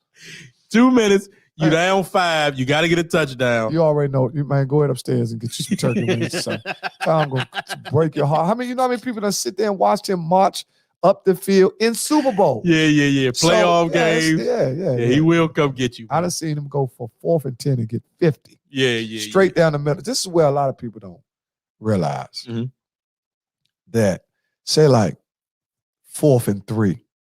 Okay. 4th right? and 3. I'm with you. You're on the 45-yard line, your own 45-yard line. It's crucial. You need the first down. You can't punt. You can't run it either. You can't punt. You can't punt because you're down. Yeah. So you're down 5. Let's say like you need, this might be like 2 minutes left. Yeah. One of the things that I think a lot of teams need to start doing, and I'm going to tell you who does it better than anybody. Who? Tom Brady. Okay. Where they spread everybody out. 4th and 3, right? Now that lets me see the whole field. Yeah, and see what you in defensively. Right. But guess what that does too? That also puts me in man-on-man with somebody streaking down the middle of the field. True that. Which usually going to get a mismatch. That's where Gronk usually comes in, right? Because everybody thinking they're going to the receivers with a little quick crawls. And they come across, which give you that opening. He can hit that too. That's your check down. But Gronk running down the middle of the field, somebody going to have to grab him or something, and they're going to call it. This is something that they do. And a lot of times, everybody plays the sticks. You know, the sticks are harder than just running sometimes. So let me ask you a question because Frank just texted me. He wants to know, are you putting your money on Tom Brady this weekend? If work is there, I'm not going to put my money. Did you see what they did to that tackle? They pushed his ass like electric football, man. If work is not there, tackle. Everybody, his right tackle. Everybody know your right tackle for. Where is that game being played at? Tampa Bay, right? Yeah. It should be because Tampa's the number 2 seed. Yeah, Tampa's a high seed. Okay. So in Tampa, but that's not really a situation for LA because LA is used to good weather. So that's not going to be a problem. It's not like they're going to Green Bay and it's cold. If you think I'm taking Matt Stafford over Tom Brady, you smoking. You're smoking. Well, Frank is taking Matt Stafford. He likes, Frank likes all the glitter. He likes all. He likes all. He's caught up in names and stats and all that. He loves what's my man name that came from Denver? What did he play? Von Miller. Oh, Von Miller. Oh, I'm trying to tell you. He consistently says that number 99 is the best defensive player Aaron ever. Donald. Aaron Donald. I ain't gonna say ever, but he's a great defensive tackle. These are his talking He could points. be the best defensive tackle ever. These are his talking points. Aaron Donald, Von Miller, Jalen Ramsey, right? Yeah. Right. And who's after that though? That big three. Who's after that big three on that defensive side? Well, they have another good defensive alignment too, but I've seen them get shredded. I've seen him get shredded too. I've seen by Tom Brady. Well, Tom. One thing I'll say about Tom, he don't have all the weapons. Speaking of which, AB is starting to back off on all that talking he was doing too. He didn't calm himself down a little bit. I'm just saying he calmed himself down. Probably, but it's too late now. You know, when you do stuff, sometimes you do stupid stuff. Your ethers be up. So he was amped when he did what he did. You have to be in a whole nother plateau in an NFL. I don't care what people say about you. You crazy, whatever. You have to be at a state of mind to take your equipment off in an NFL game and throw that joint. Then take your shirt off. Take your shirt off and throw the joint and then walk around, piece up. Now, whatever you do, that's on you. Do whatever you do. I tell people all the time. Yeah. I'm not against whatever you do. Just be able to handle the consequences for your actions. Yeah, for your actions. See, a lot of people, they'll do stuff, and then when they start coming down with them consequences, dudes will start talking the black and white card or this and that, mental health, and I don't give a fuck what's wrong with you. You know what I'm saying? I ain't feeling sorry for a motherfucker. You see his mansion? Fuck, I feel sorry for that black ass motherfucker. That motherfucker sitting in that mansion, man. I don't feel sorry for no Antonio Brown. Yeah. I feel sorry for Relisha Rudd, who was kidnapped and taken by a motherfucker seller and killed and never found. I've still got hopes. Fuck, I get fucked feeling. Man, you think I feel sorry for Antonio Brown? No, I'm not feeling sorry. Man, listen. You did what you did, so you got to deal with it. I don't feel sorry for anybody that's made over 40s and 50s of millions of dollars, more than a lot of generations have made. Yeah. If you fuck that up, that's on you. That's on you. That's on you, man. Straight like that. Yeah, there's a lot of people out here scrapped and working hard. We just had a guy on here, Brewster. What's my man's name? Jesse Griffin. Yeah. Came on here and talked about how his travel has been, and he never wanted to be an ice cream man. He wanted to be in the food chain. Yeah, food chain. Once he realized, somebody broke it down and said, look, Slim, taught him. We talked about that last week. Yep. Well, you got to have somebody around you that helps you with decisions. Because sometimes you might think, well, I want to be an actress. Then somebody told you, Slim, you might be better if you could be a model. Right. You say, I don't want to be no model, but you shift gears and have more success as a model than an actress. Right. So sometimes your calling is not what you think it is. Yeah. You know what I'm saying? Because dudes used to tell me all the time, man, you should be a comedian. Man, you should be this, you should be that. Man, fuck, what you going to be? Right. You know what I'm saying? I'm trying to tell you what you should be. You know what? Yeah, well, we might need to talk about that. You miss your call. What's the fuck your calling? You know what I'm saying? Mother kill me, man. How the fuck you can't give everybody your information because that's one thing. I don't remember who I was talking to. Man, your calling is never missed unless you're dead. Yeah, I agree with you. If you got life in your breath, you can go do it. It's still an opportunity. If you know anything about Kentucky Fried Chicken, the Colonel ain't started getting rich till he was there in his 70 years old. He tried everything. Mm-hmm. Yeah, the damn recipe, chicken recipe. Went on, said, man, you know what? I'm put this motherfucker out. He got rich. You know what I'm saying? I didn't try so many different, but a lot of people don't know that. Right. It's just like what's his name? The ex-president. He failed so many times. The Bush. The daddy tried so many times to be president. He was in that oil, right? Huh? He was in that oil, wasn't he? Well, he never was broke. We talking about him going as a politician. And the same as my man that was end up being governor. The strong motherfucker. Who denied Arnold Schwarzenegger. Arnold Schwarzenegger said he tried over 1,000 times before he got his first part. Okay. So you can't give up. People like, man, you could do this. You don't know what. Man, y'all need to do this. Man, listen. Some things in life take time, man. Yeah, man, just go do whatever you want to do. Do what you got to do, man. Do what you got to do. Well, Frank Hall, what are you talking about? Frank Hall is trying to get a bet. I take Brady, of course. Hey, I'm taking Brady. I told you too, if Worth, the bet is on if Worth, then he's game time decision. Oh, the right time. Yeah, so you're saying if Worth is not out there, no bet. No, not with. Because Von Miller's coming off that side. I'm not really worried about Von Miller. I'm worried about if you notice one thing, Tom won't get that ball out. no, see, that doesn't matter to guys like that because they understand pocket presence. Even Aaron Rodgers. Aaron Rodgers made a lot of throws this year. He had a little bit of intercept. You know why? Get rid of the ball. Yeah. You know what I'm saying? They don't wait. They don't go that deep down the field. Yeah. They throw on the same routes that Jerry Rice used to catch. You know, them crossing routes where you run for 12 yards. You throw a 6-yard crossing route, dude run for 12, it's 18 yards. Instead of trying to sit there and wait 1,001, trying to throw the ball all the way. You got to get rid of the ball now. Yeah, you got to get it and out the there. only way you create more time is with play action. Right. You see what I'm But saying? you got to be running the football well, too, in order That's to get back open. to what I'm saying. If you look at the teams that's playing good football, they're running the ball. One thing I'll say about Tampa Bay is that their defense is starting to emerge again. Fournette's not playing. They don't need Fournette. No, They need speaking, that. I'm not, Right, they no, don't I'm with need you. them, but they can use them. Now, see, They can when use you go them. to war, you need everything, especially if you're going against a superior team. Well, I like the way Tampa Bay's defense is playing. They playing the same way they played last year in the playoffs, where they were dominant. Even though they only played the Eagles, they still dominated the Eagles. What was it 31-0 before the Eagles started with scoring? the Eagles. Well, this is going to be a little different. Let's be honest. The Eagles is a couple. Okay, the biggest team that's probably Kentucky Fried Chicken gets his recipe from a black woman and gave her some short. There you that's go. Black History, big man. Hey, mess. That's what I'm trying to tell you. But even him, listen. A lot of y'all, when y'all watch Road Runner, y'all be in love with Road Runner because he keep getting away. Some of y'all, that's y'all mentality. Me, I like the Wile E. Coyote because he never give up. He try every motherfucker thing to catch. Get his head blown off. Man, that motherfucker got rocket boots and rocket skates, and he orders shit off Amazon and everything trying to catch that motherfucker. But he never catch him. But guess what? Wile E. Coyote never gives up. And that's the mentality, especially when you look like us. Because a lot of doors have to get closed in our face before something open.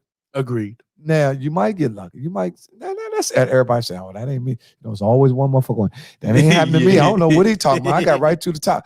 Yeah, you suck some dick. But look, I don't know what you did. You know what I'm saying? All that old bullshit. See, motherfuckers ain't talking about what they really did to get through them doors. You know what I'm saying? Because, motherfucker, if you're a female and they talked about something today, and this is a question. This is a question. See if we're going to shift gears. Okay. If a woman, is this a relationship question? Yeah. All right, then let's get right into it, man. Go ahead. If a woman is married, okay, or in a serious relationship, about to get married, or baby father, y'all considered what they make call sure y'all share it now because y'all see where we going. They considered having you know you love your people, y'all tight, everything good. Okay, you motherfucker get in line and motherfucker 3-4 people behind your woman, right? Your woman fat as a motherfucker, look good, in line, ass blasted through that leather coat. So Slim peeped that joint, but he just trying to be smooth. And the bill come up, he said, "Look, I got that." Ho. Say that one more time. I said, your woman in line, she 2 or 3. You standing with your woman? No. You're not there. You're not there. Okay. She's in line by herself. You're not even there. You're at home chilling, watching the game. You know I'm a dumb motherfucker. You want? Go ahead, baby. Go to the big show. I won't watch the story. You got motherfucking there with the blue ass Adidas pants on and shit. And he see your woman blasting like a motherfucker. She ain't wear no drawers. She just went to the store real quick to grab a few things because you know everything on the shelf. All right, so her ass jiggling, like a motherfucker jiggling. So she went to the front, thinking ain't nobody gonna see her. Yeah, you know what I'm saying. But she still look good. Right. And dude, God damn. And bill comes to like $70, $75. Okay. And the dude behind said, "Hey, I got that." Is it cool for your woman to just take that $75? Or is she supposed to say, "Nah, I'm cool. That's all right. Thank you"? Yeah. What is the answer? Most women are gonna say they gonna go ahead and let him pay for it, but they gonna tell nobody about it. But if it do get back to the husband, we got some questions. Now Shanti said no. You should not take that 75 or have the man pay for whatever it is that you buying.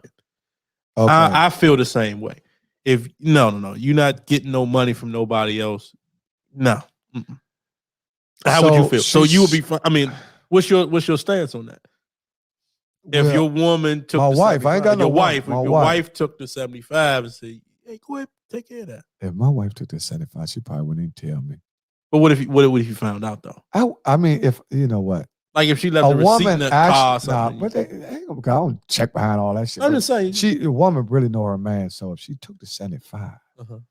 it's a good chance that she can pocket her 75, right? And don't say nothing about it. Because, you know, if you got a relationship that's pretty steady, you ain't checking behind people, you ain't checking phones and all that shit. You're not playing police in your relationship because your shit already fucked up if you got to worry about something like that. Now, is it appropriate for her to take the money? No. But will I rule it against her? No, if I don't know. But if I find out about it, I was like, damn, babe, what did you know the nigga? You know, you start asking questions like that. No, I didn't know it. See, then they got going to, I ain't know him. He just a nice guy. Yeah, he just, I ain't. And then your next question is what he look like? You know, what I supposed to do and all that. Who the fuck? What made him want to give you? It was people in front of you. Why you ain't getting nobody else the money? You know, you see how your language changed? First you said that, then you start cussing. He started turning the police. He started playing private eye on that motherfucker. He said, man, hold up, Slim. So you mean to tell me it's cool for me if a woman wanted to pay for mine? You know what I'm saying? So you start flipping it. Y'all said y'all boyfriends bombs. Listen, the average woman will probably take it and not say anything. That's secure in a relationship if she takes it as flattery. Put it like this. Some women can take it and it mean nothing. And some women that's not mature enough for that situation can take it and it can go somewhere else. You know, it could lead to a number or something like that. Yeah, you know what I'm saying? You know, you start looking within there, you look out front, you see this motherfucker pulled up and he got a Maserati out there. You know, y'all girl, I ain't tripping on nobody. Your girls always talking about what they not tripping on. So motherfucker, I don't care about that. I got my own money. I'm going crazy. But dude looking good now. You know, your man and looking shit. good, smelling good. Yeah, smelling good. You know, your shorty might be, let's be honest, might be better looking than your people. You know what I'm saying? Dog say if she take the 75, she go to the streets. I'm with you, dog, on that. I'm with you on that. Yeah, well, they talked about why is the one. I'm going to smile and say, thank you. No, people be stalking you. So she's going to say no. It's a no for her. It's a no for Dana. Who else? So there's a lot of women on here trying to keep their face. Motherfucker, $75, you just start thinking petty, fuck that shit. Go straight to So you talking about he just gives her the $75. Yeah. Just give her the little cash, wah. Yeah, and then he gone. Say, no, he in the line too. He said, go ahead, I got that. And, you know, the woman gonna look back like, do I know him? Right. You know, the average woman, do I know him or something? Yeah. Now, women are smart. Now, if somebody offered to pay the 75 first, then they do look back like, do I know him? But they checking them out. They got to see they're smart. Look back, say, damn, do I know him? But all the time they steal a look. Like, damn, that motherfucker fine. No, thank you, but still a look. Yeah, women smart. They know how to steal a look. They look back, damn, they done look down. He got a low ass Adidas pants on. He bulging a little bit. Damn, he jive heavy down the bottom. You know what I'm saying? You start thinking about your boyfriend. You got a miss. Boy, ain't no fucking way, boy. You start thinking about your boyfriend. You got a missing tooth and shit. Damn, motherfucker, man. And you come home crazy. And then you come home and the motherfucking boyfriend, damn, what took you so long? Because you know you got some dudes, they stick their foot right in their mouth. Yeah. I should have took that fuking $75. I'll be here all good. You come home, man, damn, baby, how long gonna be for you cook the turkey wings? You know, motherfucker, yeah, you know what I'm saying? So you gotta watch. You gotta watch people. I'm dying. Hold on. Let's go back. You said she checking him out and saying what now? When she seen the Adidas pants on? What did she say about it? No, I'm saying, first of all, anybody know anything about a woman? Yeah, me down. Women are better stealers of a look than men. See, a man be stuck. He be like, God damn. Yeah, a dude would get stuck. Man, that dude start eye fucking. He done went from she got nice body. Look at him. Now he measuring the way the panties go up in the crack of her head. So he gone now. He like, watching left cheek, right cheek. Yeah, look at that joint jiggling. And then he stuck. Now, a woman know how to, no thank you, look back, look you up and still look down the bottom. So they know how to double bank. You're like, God damn, what's that shit? Is that his wallet down that motherfucker? See, she know how to get that double bank. Bam, bam. She get the two look. It's like this. She go, girl, this motherfucker was trying to get me pay for my food. I girl, and then Big Mess said go get the money. And then her girlfriend, she got to run it past her girlfriend first. Okay. Call her girl. It was this fine ass nigga girl. I felt so good. This fine ass nigga in the line. This nigga was fine. He wasn't really flirt with me. He tried to pay for my food. I ain't take it, girl. That nigga was fine. What did he look like, girl? When a girlfriend said, "Oh, this motherfucker, what he had on? What was he driving?" You know, a girlfriend saw. They gonna get into all that. Yeah. Girl, this motherfucker had some low ass Adidas pants. I don't know if that's his wallet or what. That motherfucker was bulging.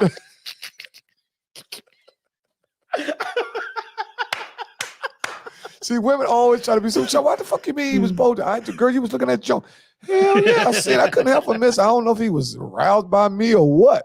You know what I'm saying? Because I told you that a lot of times. Because you said the girl was blasting in it and too. Women run to the store. They think like, ain't nobody looking at me. I ain't tripping. I got a nigga at home. I ain't tripping on nobody. I don't give a fuck who looking at me. Uh-oh. Oh, there you go. My God. You need. Oh my God. Michael Belly, we're talking we about. We gonna pause it for Michael Belly. What's the answer, Mike? What is the answer? What's the answer?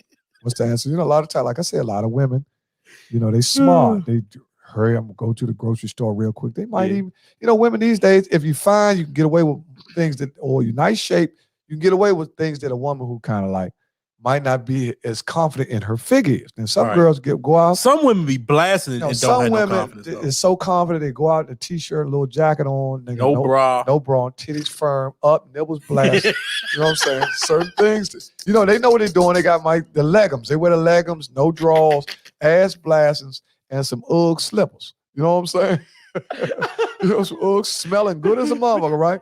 I'm just going to get they do, and they be under the mask. I be like, man, you gotta take that mask off. Get a few things and all that. So when they get there, you know what I'm saying? They get there. Yeah. You know what, motherfucker in the grocery store by himself is always a motherfucker. Motherfucker ain't got nobody and shit. You know, y'all see a man shot by himself, motherfucker probably a creep. You know what I'm saying? He ain't got it's nobody. A possibility. He ain't got nobody fake motherfucking bachelor and all that shit. Man, he might have just stepped out, man. And then it is some guys that live by themselves, cook for themselves, do all that. So we ain't gonna just catch everybody with the same brush. True that. But it just had to be a dude in the line, and you know he got all this shit together. Yeah, you can throw that little $75. I don't mean nothing. Man, to shit ain't about nothing, man. Right. Make $200,000. This is part of who he is. Yeah. He's been used to treating women. Ain't nothing. But man. He's probably doing that to see what he can, see what he can get out of that. Well, first of all, he might have been aroused, not physically but mentally, off how good the woman looked. Yeah. You know, sometimes a woman can cast a spell on a woman. You're looking like, God damn, Sean. and then, you know, if it's like me, I can't, nothing I can do. You know what I'm saying? I'll help her with the bag. I ain't, you know what I'm saying? I got that, you know what I'm saying? But I can't be, pulling on in my wallet. Talking about here's $75. So what do you think would happen if you went in your wallet? I mean, you just trying to be a good Samaritan. She all about now. If she didn't have it, that's something different. Yeah. But if she had it, you just was a good Samaritan. Hey, I got that for you. Fake Gomer Powell shit, trying to fake front and all that. Nah. How that conversation gonna go? Man, what the fuck you out here buying bitches $75? Shh, man, my wife go crazy. So what you saying is it's different for a man and a woman to do that. Huh?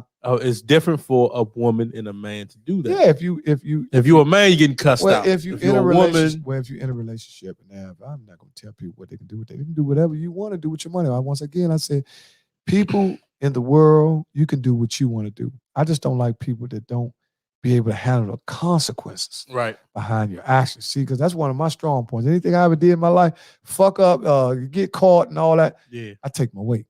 You know what I'm saying? You got to take your weight. Because that's where I can start rebuilding. You know what I'm saying? I'm hit. Yeah. I ain't gonna sit there and try to no, that ain't me. I ain't do that. I'm wasting time on rebuilding. Right. You see what I'm saying? So that's me, Slim. Yeah, all them grams and shit up underneath the table. That shit, man. I ain't gonna waste no time. You got it. I ain't gonna waste no time wasting money in the court system and all that. You know what I'm saying? I learned my lesson when I was young when I did that. Okay. And I didn't know no better. And I understand not taking responsibility for your actions. Yeah. Without involving nobody else, though. It's a way to do that too. Now I ain't talking about me and Deon shit. No. I'm talking about that. Mm-hmm. Let's get that clear. I'm talking about for my shit. Yeah. You know what I'm saying? I'm taking responsibility for mine. Okay. What did Dog say? Dog said what? He didn't really say nothing. He just threw some letters up there. I don't know what DOA. Oh, DOA, dead on arrival. Dead on arrival, if that's what happened. Yeah, Dana Kelly, she with us tonight and snickering and all that. So she wanted to be one of the moments, bounce to the, because see, all women have done it. They're a victim of. God, sometimes I would look at my work. Where the fuck is you going with that little ass shit? Wiggling and you ain't weighing up 130 pounds. Her little ass Levi. Ain't nobody looking at me. Shorty, get your ass back upstairs, man. Lips and shit all camel toe. Man, if you don't get your back up there and put some.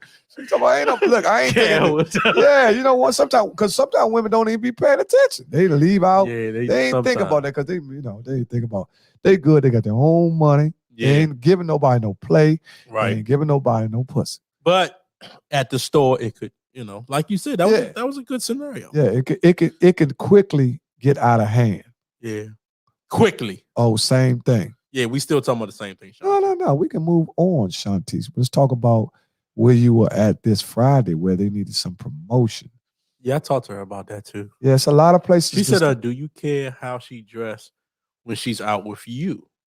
Of course, ain't no question. I would, yeah. And that's part of when you listen.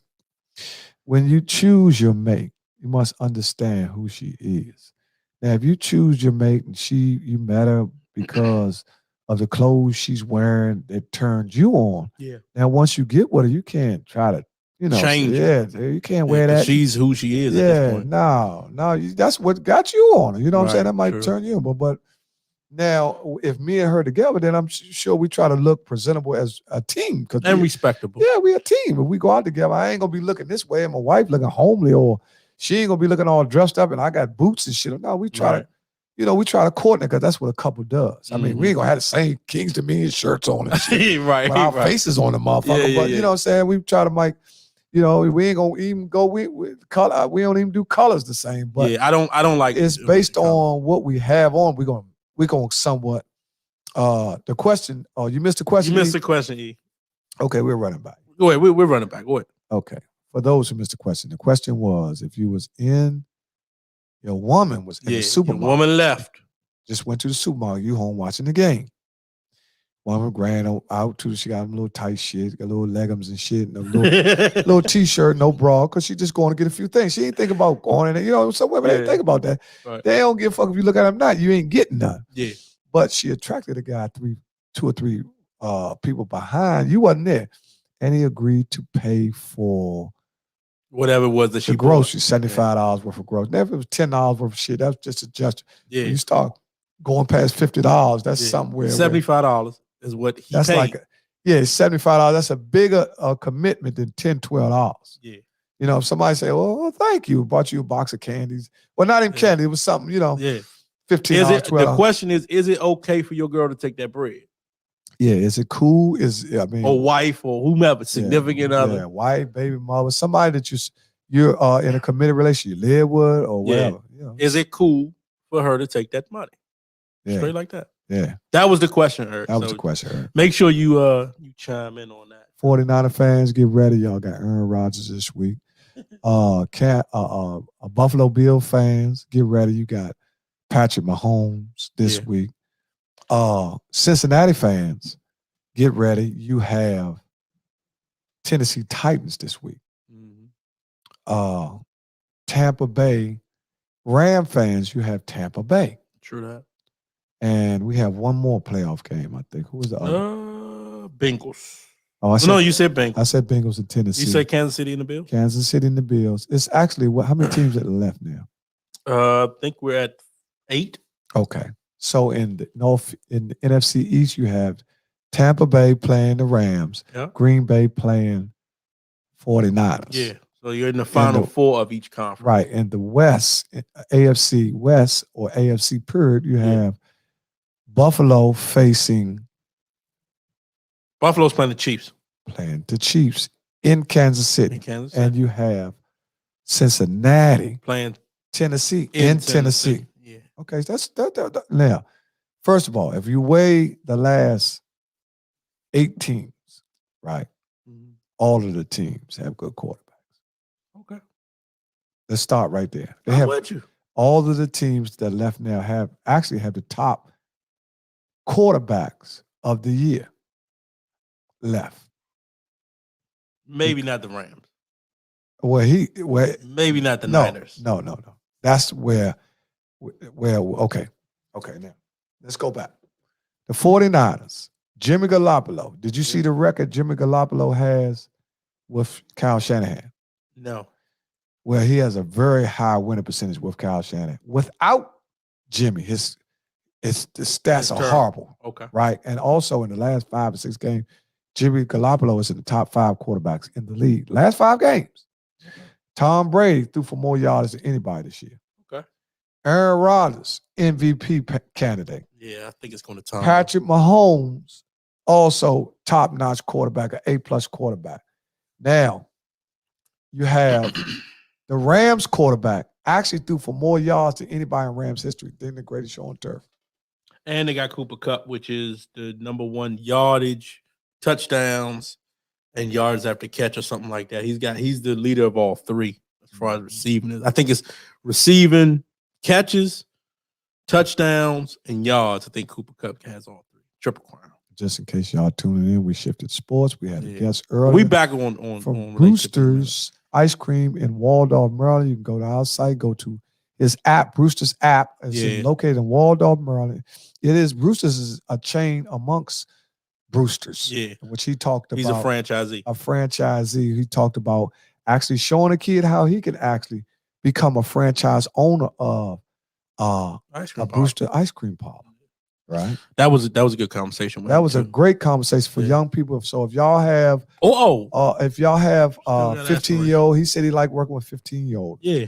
And giving the younger some jobs. So y'all can get y'all 15-year-olds out there just to, to meet him. Get their feet wet. So they can get a chance to meet. Because it's good for kids to see black people or people that look like them who own stuff. Right. Because a lot of times. Because everybody just want a job. Well, and then we don't own nothing. Right. You know what I'm saying? Like, you see somebody with a nice car, they lease. You see somebody with a nice car, they own it. So you see somebody with a nice house, they lease. You see somebody with a nice house, they own it. So it's good to see great images of us doing great things because that's how we link ourselves to our greatness. I agree with you. Because when we look at all the bad stuff, it makes us revert to bad. Yeah. You know what I'm saying? If you link yourself to everybody who got guns and all that, you're going to want to be a shooter. You know what I'm saying? But if you link somebody to greatness, Lord. Oh, Lord. Kawami, listen, I hope you got plenty of Beal over there because I know you're right. Triple crown for Cup. Yeah. Right. Cup. Kwame got, I think, 2 cases of Beal off Michael Bettany. Oh, yeah. Michael Bettany, he's sweet. One thing about Michael, I think Greg bet Beal. I think they better buy a Clico. I think I was trolling today, saying get that Clico Rosé ready for I think Beal and Greg bet. Okay. Well, it was a big disappointment in the Dallas Cowboys, but you got to look at. Let's talk. They still had a shot. They just ran out of. If they would have got that.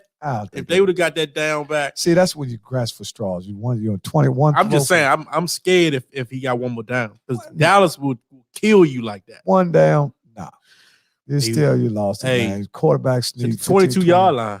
Yeah, that's 22-yard line. Man, I put three people rushing into 8 people back. That's very hard to complete a pass. Well, you're probably right. Yeah, it's very hard. Now, don't get me wrong. It's a possibility opposed to not having one. And it could get done. Yeah, it has been done. It has been done. Your whole I told you, a streaking man straight down the middle of the field. You got to throw something towards the middle of the field because everybody going to cover the corners and the outside. Yeah. So you have to throw something right, probably a quick post or something. Yeah. Something similar to the one T.O. caught in that big game with the 49ers. Right, he was crying. Where he caught it, against Green Bay. Yeah, he caught it right down the middle of the field. Yeah, Steve Young. Yeah. So that was about the same length. Or was it, anybody remember the length that was? I don't. Well, we can always use Google to find out. We can always find out. So, we can hit this last. We go back to relationship for a second. Is it ever cool, but that's at the beginning of the show, we ain't really get into it, for a man to have a divorce party? Well. Or is that goofy? Is that goofy? I mean, I'm not going to start. I'm going to pull back on actually. Well, I mean, it's your opinion. Yeah, label. To me, I don't think that's what men need to do. I mean, in some instances where dudes be so. I'm saying, but what if she was the cause of it? Well, that's still you shouldn't be boasting and taking pictures and all. Listen, man, take his love, get the fuck on, stop all that whining, man, all that fucking crying and shit. Divorce parties and shit. What you gonna strip? You gonna strip, nigga? You start stripping like the bras do and all that old shit. Next thing you know, you start wiggling and twitching and shit like the Patrick Mahomes out there, motherfucker. You know what I'm saying? Right. So I don't think all that's necessary. Okay. For a man, see, to stop men as men and women, we 2 different people. Yeah. I don't think men should measure what they do up by what a woman does. Yeah. You know what I'm saying? Because you start what you call subsidizing your male views. You know what I mean? You see, but there's been instances where man have party, they so happy that they out of the way marriage. Yeah, and they back single and mingling and all. I mean, I don't know. It's different. Now, let me ask you this question. We won't call this segment Ass Slink. Let me ask you this question. Are you cool with all the pictures that come on social media, Instagram, Facebook, and all of the likes, and it be a dude on there posting a picture every single day? Is that goofy? Because I see guys and they take selfies. Yeah. They in the bathroom taking, like females do. Right. Is that goofy?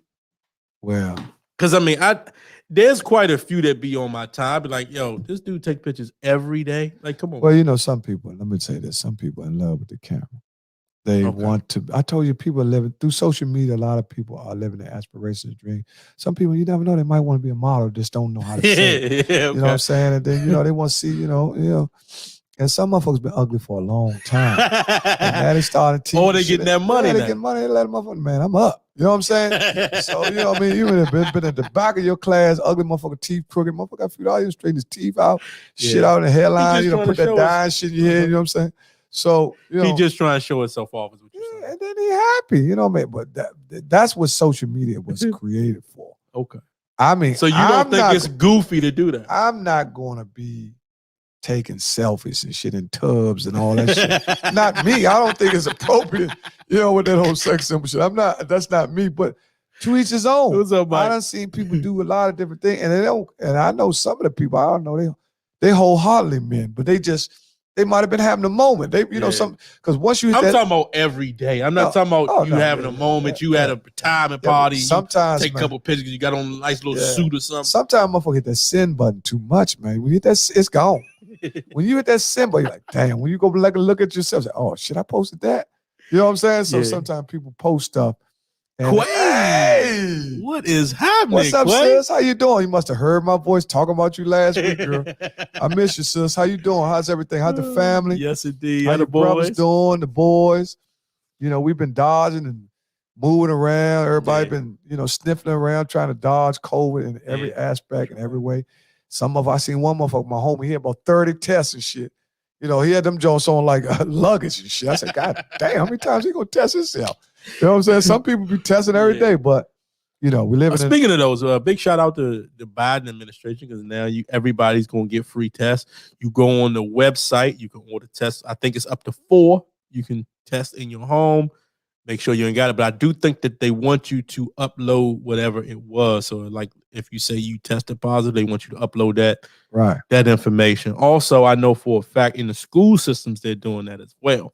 So they're giving you, I think tomorrow in a couple different school systems, they're going to be giving the kids test kits, but they have to upload the test information. But the test information. Well, it's a lot going on. That's some Big Brother stuff right there. It's a lot going. Listen, with 5G, like that. 5G and the airline, everything is about indulging all your information. Now y'all on Tuesday, Skip and Shannon don't do. We hear you, Mike. We hear you, Mike. We just had look. Well, it was MLK Day yesterday. MLK Day. We gotta let him have his time. Yeah, we let him have his time. It's a holiday. It's a holiday. We give you a show and you talking about what dates we on. But we always gonna have Michael Belly. I truly enjoy you and your wife at James Stevens' retirement dance dinner catered by April Cherie, April Cuisines. Food was great. Did they have a DJ? You had a DJ. Also had a bar. Drinks were very reasonable. Okay. It was very nice, and it got a chance to see people that I went to school with. You seen in a while? Yeah, James. I'm gonna tell you something. DC firefighter is a very difficult job because not only do they go and burn in buildings, they also pull up to situations where cars them turned over, have to cut people out of cars. And I could have got James on. That's what I should have did. Get him on? Yeah, I can get him on. But listen, one of the things, where was it? It was at the Elks Lounge right there next to Riverdale Bowl now. Okay, yeah. Very nice place. I know that's first time I ever been there. Very nice place. Parking was good. Yeah. Floor was good. It had that motherfucking They got them goddamn state troopers in there. You Negroes. Yeah. You ain't think about, They had them redneck motherfuckers ready to tackle a couple motherfuckers. Security was there. Yeah, see, one thing about when you see them motherfucking highway patrol, motherfuckers slow down a little bit. You know what I mean? You better. But people was very, Ain't nobody very trying to play with no respectful state because of the occasion. Yeah. Everybody was very. It was a celebration. It was and a lot of people get celebrated as a firefighter dead. You know, there's a lot of times, it'd be instances where they have memorials for firefighters. Yeah. Where they don't make it to their retirement. They retired through actually the service from being essential workers. They expired on the job. You know what I'm saying? Yeah. And one of my best friends who was a firefighter and a very good one lost his life. My man lost Borders, man. Yeah, now he lost his life actually on Route 1. He was in a car accident. Okay. And he was one of the guys who actually got James Stevens into being a firefighter. So, you never know who will show you something. True that. You see what I'm saying? This was a guy like, I said, Deon, come on, join this joint, man. And you get with it, and then I go before you. It don't make no difference. True. It's all about people actually trying to help somebody. You know what I'm saying? Well, that's a good thing. So we're gonna keep it moving. I got one more question for you. We ain't got that much time left. So you know me, I'm a shy guy. I'm not a upfront type of guy, especially when it comes to ladies. So I need to know what your advice would be on how I should, like let's say I go to a nice restaurant and it's singles night or whatever, and I want to go talk to a girl, but see, I'm not gonna go talk to a woman because I don't like rejection. So how should I handle that? Oh, you mean you want to actually pull up on the young and just be yourself? Say, hey, how you doing? And then just go from there. Yeah. So a lot of times you just keep it simple with women, man. They don't like all that, what's your sign, all that old fake shit you heard on the radio. First of all, with me, and I would think with anybody that is likes a person, I would think you would try to make some type of eye contact. Yeah. To the point where you catch her eye and she catch your eye. Now, if she catch your eye and keep rolling, that means she ain't looking at your ugly ass. You know what I'm saying? So you got to understand you got to be able to read people. You know what I'm saying? If she look your way and you look, and she keep on strolling, she don't want you, man. Don't think, oh, she was looking at me. No. The woman, she'll give you a double take like, oh, damn, he ain't bad looking. Okay. You know what I'm saying? So you got to be in tune with. Yeah, that's what makes things work. You got to vibrate. It's all about vibrating. It ain't all just about you got your best outfit on. She got a fat ass. You go up to her, hey, how you doing? Nah, it's got to be some type of energy. Okay, that's what attraction is. Attraction is energy. You know what I'm saying? So it's got to be something where you look. But you can't walk up and say nothing goofy though. Well, even if you do say something goofy, it's like, I'm sorry, man. You make me nervous. Tell the truth. You make me nervous. Okay. They said, Michael Bailey, thanks. More than one way to skin a cat. No, they talking about something else. Oh, okay. Yeah, they talking about the venues and all that. Oh, yeah. Oh, you will be fine. Just make sure a fat ass guy don't pull behind you because you will be. What the hell is a flashy guy got to do with it? Tell her to calm down. I know. Well, Deon is a laid back kind of guy. He probably meets people through mutual references. I meet a lot of people. Oh, this is my friend Deon, blah, blah, blah. It's something I think really that's really sometimes that's the best way, though. Best way, because you get kind of like a file cabinet, or you get like a little file card of who you meet. And when you meet a stranger, you don't find out stuff 2-3 weeks later. Like, man, shorty had a bomb. She sucked everybody dick on Brentwood. You're like, what? What the fuck? You know, by this time, you don't went on 2-3 dates. Y'all done shared popcorn and all that shit. And then find out, damn, you fuck with her? I'm like, yeah, I just met her. It's Brentwood. Like, shorty suck everybody dick over Saratoga. I was like, what the fuck? You know what I'm saying? So now you're like, oh, she's trying to ease out. She called it, Deon, where we going? Like, oh, we gonna hold off on that. God. You know what I'm saying? You start pausing and shit. You're like, hey man, you're trying to get out of this shit. Because sometimes you got sense, Deon. A lady will be able to tell you from some class about yourself. Okay. Yeah. Now, that happens. No, I'm saying it's a lot of times that you meet a nice girl and the girl might be turning the page in her life where she, she passed them dicks. She ain't fucking with, man, listen, man, she was doing threesome, twos. Listen, I know some girls, man, who went to rehab For real. from dicks. You know what I'm saying? They got sexual addiction because they say it's sexual addiction. Yeah, it can happen to a man It's a and a real, woman. yeah, it's a real thing. It's not nothing that we making up. Yeah. I'm saying that it might have been a point in a person's life Uh-huh. where it was some other things going on with them, where they might have been practicing being promiscuous or whatever. You know what I'm saying? We're gonna use them kind of words. Right. Where they might have been overindulged in sex, right? Yeah. Where a lot of people, not a lot of people, where a few people, because people can't. You know, one thing about guys, you know, these days, they don't know how, they kiss and tell. You know what I'm saying? They don't know how to keep this shit a secret. You know, I ain't never been one of them motherfuckers. If I was with a person, go back, man, you know, that's a good point. I fuck y'all. And I ain't never been one of them type of dudes because you don't do all that. it don't make you no bigger saying you did that and you was with her. You see what I'm saying? So you forgot you fucked her. So, you know, you try to belittle the girl, man, shawty suck my dick. But you know, you ate a pussy. Tell that part too. You know what I'm saying? So I'm saying to y'all is some girls, and it's a lot of them. In this day and age, are men more messier than women? Would you say? Yeah, I think so. I think so now because you got men now who are having multiple partners opposed to women. You know what I'm saying? Well, women, it's some women out here, you know, you got the new women, you know, they the new niggas. You know what I'm saying? They trying to get bodies too. They trying to get 3, 4. Yeah, I'm gonna fuck Deon. You know what I'm saying? They got that type of mind. Yeah, I like him. He on that show giggling and shit. I'm fuck shit out. Wait till I catch him. You know what I'm saying? You got some women out here that bodying up things too. They go for what they want because a change of time used to be a time where a man had to pull up on a woman about everything. Right. Now, if a woman wants you, I had a woman come to the club, squeeze my junk. I'm like, damn, what the fuck? But I look back, they gone. You know what I'm saying? So it's different there. Men are very messy. They are because men do too much sometimes.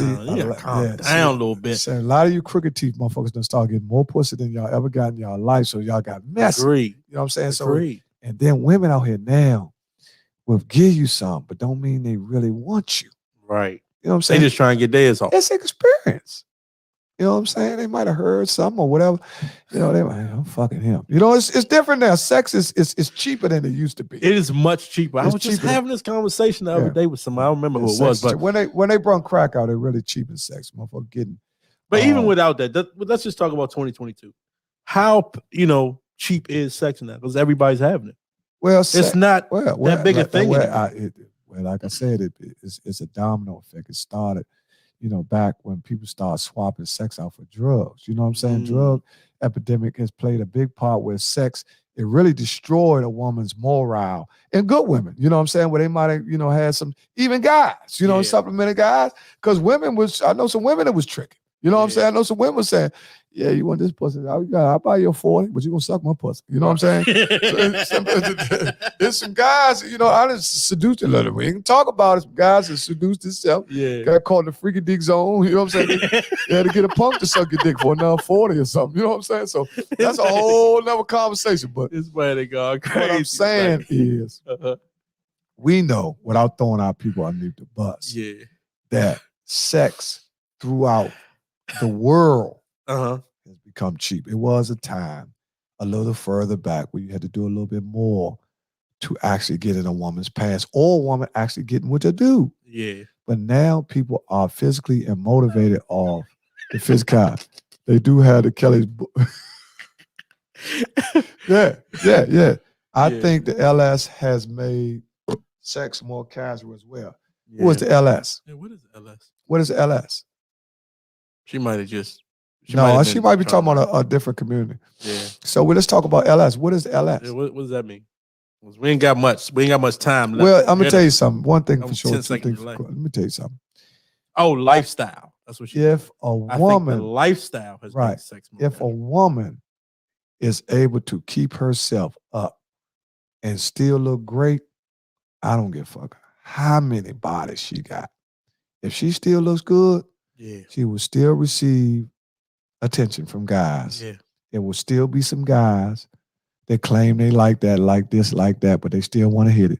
Because let's go back to Superhead. All those guys that said they had Superhead, it still was some dudes that had a lot of Jay-Z. Yeah. There still was some dudes still want to see what it's about. Yeah. And he ain't want number some head. He said he got in the back of the limo, hit me off. He just had to see. You know what I'm saying? Motherfucker, hey, man, that ain't that good. You know, I got to see what they talking about. You know what I'm saying? You would think a motherfucker that got all that money. Like, man, I ain't fucking with that bro. They go find another bro. They just got to go see what it's about. But they heard about that motherfucker. I said, man, Like a torch. Motherfucker Slim, I'm telling you, she sucks the light bulb off that motherfucker. So Jay-Z like, hold up, Slim, you sure? Man, and some guys, listen, Slim, you ain't got to fuck Hey, boy, ain't no fucking way, boy. She do what? Boy, ain't no way. Listen, she sucked the light bulb. Listen, people might not want to admit, but it has been some guys in a lot of you females' life that was so good in bed. You might not even want it. You might have couldn't stand that motherfucker. Yeah. But you were good in bed. You're like, God, you get on my fucking nerve. But he eats the shit out my pussy. Or he's so good. Or he hung. You know what I'm saying? And it's the same thing with a gal. You know, you're like, man, that little bitch, man, this bitch get on my nerves, man. She hard. Man, her pussy a torch. Goddamn, I can't get this one. And that's the torch you gonna stay. And this, we talking about single people. We ain't talking about no married people. So stop trying to throw people in. We talking about single people. You know what I'm saying? Like, goddamn, Shawty know which way to work. Yeah. She know what to do. She know what wall to move and all that. You know what I'm saying? She know what she doing. Yeah, she know what she doing. Opposed to who you have been with in the past. You're like, yeah, she got a good job and all that, but she can't twerk that pussy. She got a good job and all that. She works sell real estate, but she can't twerk that pussy like she sell real estate. Yeah, she can't twerk that pussy like me in the old 15th Street over there by the jail. So I'm trying to tell you, man. Listen, you got to realize some people are very good in bed. Yeah, and that's an art. That is an art, and it comes with practice. And most of them know that they are. Of course, they know. They never been without nobody. You see somebody that's good in bed, they never really been just by themselves. Yeah. They always had somebody that was screwing because, man, the motherfucker always wanted to get with them. Right. And they might even not even had a boyfriend. Even if they had a boyfriend, they had a side piece or something. And look, they kept themselves up and, man, they kept it bit. Because a lot of times, it don't be the women that's spreading what they doing. It's the dudes. Right. Talking, man, you know, I fucked Shaw that night. She sucked my dick and all. So the dude like, what? Yeah. All the time, like, damn, I like Shaw too. You know what I'm saying? So it spreads around. And that's the message. The women don't run back, girl, I fucked it. But some girls do. But 9 times out of 10. It's going to be somebody they really confide. 9 times out of 10, a woman, if she get off on a dude, she don't run back and tell everybody. Yeah, a dude, he'll just tell a regular degular. Yeah, he might tell his man tell his man. Right. And then his man tell the way. And then the world's so small, DC, DMV so small. Everybody know everybody for real. Yeah, I don't know you. I know your cousin. I know your cousin. Know your brother. Know your brother. Know your uncle. Yeah. So you know if you come up in a time in DC, you know somebody. Man, the one thing about DC, man, we were famous before all these fucking likes and all that shit. Because we got around. We got around town. Motherfucker know motherfucker all the way up. I know dudes southeast, northeast, southwest. Before Facebook, before social media. You know what I'm saying? Before MySpace and all that shit. Yeah. We knew people through sports. True that. You know what I'm saying? Sports was the biggest catalyst for everybody knowing each other. Because even the women, they cheerleaded and they made the cupcakes and so it was still women involved. The parents brought the kids and you know what I'm saying? So everybody knew everybody. So it was before social media, it was the sports media. Yeah. Well, there it is, man. Gone but not forgotten, man. Last segment of the night. Gone but not forgotten. Gone but not forgotten. Our man, Big Rashad Tate. Yes, indeed, man. Gone but not forgotten. That's the top one tonight. Rashad Tate. Happy heavenly birthday to our homie, man. Yeah. Who was slain in one of the most horrific. Horrific ways. It's a great guy, smile, highly energetic. Anybody know him. Fun guy, always mind his business, man. Money getting young motherfucker. Ain't never been scrounged around for no crumbs. Yeah. Always had his own since he was youngin'. Yeah. You know what I'm saying? We all grew up. Respect. Got a lot of respect for Rashad Tate, man. That's the King B today, man. That's our all over the place podcast, Riggs Park family. Yes, loved one of our little kings, man, who is no longer with us. Happy birthday. And we'll send a shout out to his man, which is my man, my G, Gregory. Greg Brown. Greg Brown, my man, which consider his best friend Michael Freeman, Crash, all his guys, Cardo, Toy. You know, this is our guy. These are G's. They're my G's, man. Yeah. Love them G's, man, because these guys in their 30s, and I'm proud of them because they conduct themselves like men. They lost one of their kings. Yeah. But they kept their head up high. Nobody go out and do nothing stupid. Yep. You know what I'm saying? Because in the midst of a storm, Deon, we still got to keep our head high, right? Got to keep our head high. Keep God in our life. We gotta keep God in your life, Slim. It's gonna be some things in your life that's gonna come, that's gonna drastically hit you. Yeah, I'm listening. That you gonna say, how much time we got? Oh no, we good. Keep going. Oh, it's just gonna drastically hit you, man. You're gonna be like, man, I don't know how I can get through this, man. Yeah. But through the grace of God, man, you got to hang in there, man. You gotta hang in there. Keep your head up. Like my man Rick from Uptown used to say, keep your head up like a nosebleed. I ain't never heard that one. Yeah, keep your head up like a, because back in the day, when your nose bleed, they say keep your head up. Yep. Now it's different. They say let your head down. Show y'all times have changed. Let the blood run out. Y'all heard that? Well, there we go, man. We had a great night tonight. We had Brewster, what's his name? We had Jesse Griffin. Jesse Griffin, from owner. Brewster's, the owner of Brewster's franchise owner in Waldorf. Go to the app. They have a banana pudding ice cream. Yeah, that you gotta go. You gotta go get. They say it's a #1 seller all year round. Yep. We'd like to thank everybody for tuning in. Yes, indeed. We got some guests coming up. Got some great authors, guests coming up. some great guests. We had an owner in. We're gonna get another author in. And we got some officers that's gonna come on too. I'm trying to set that up. Some who? The officer of the law. We never had an officer. Yeah. We need to talk about interventions and how they've been dealing with COVID too. Yeah. It's big, man. So we got Michael Belly, thanks for tuning in. Tell your wife I said hello. Yes, Jane Stevens, congratulations again. 28 to 29 years, essential worker, going in burning houses, breaking in cars, getting people, saving people's lives. Man, we love y'all. Thanks for tuning in. Share the show. If you don't know how to share the show, hit that share button right now, and it will automatically share the show to your people, and then their people can find out about it. Their people can find out about it. Don't forget to like the page, man. Join the page. That way y'all can see us. YouTube page. Yep. We coming hard this year. Stay with us. We going real hard. Love y'all. All right. Baby, yes, I want you there. Yes, I want you there. Promise to treat your love fair. Whoa, whoa. Hey, Woody Woods, baby, yes, I want you there. Yes, I want you there. Promise to treat your love. Hey, well, put me in a socket. You don't need no other body. Hey, you don't need no other body. Hey, so only you can love my body. So only you can love my body.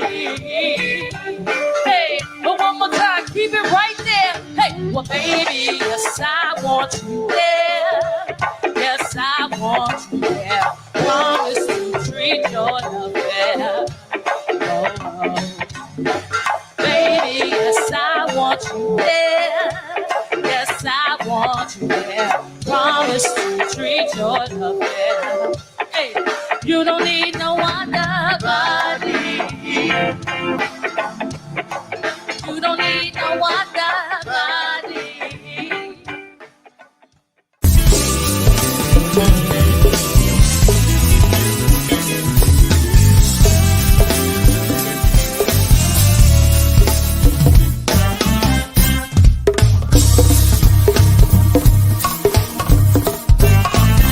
You gotta get it when you know you gotta get it right. That's the thing.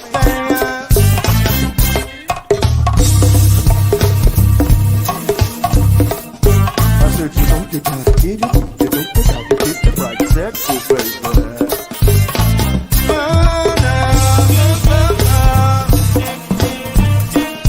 Oh, you know you gotta get it when you know you gotta get it right. That's the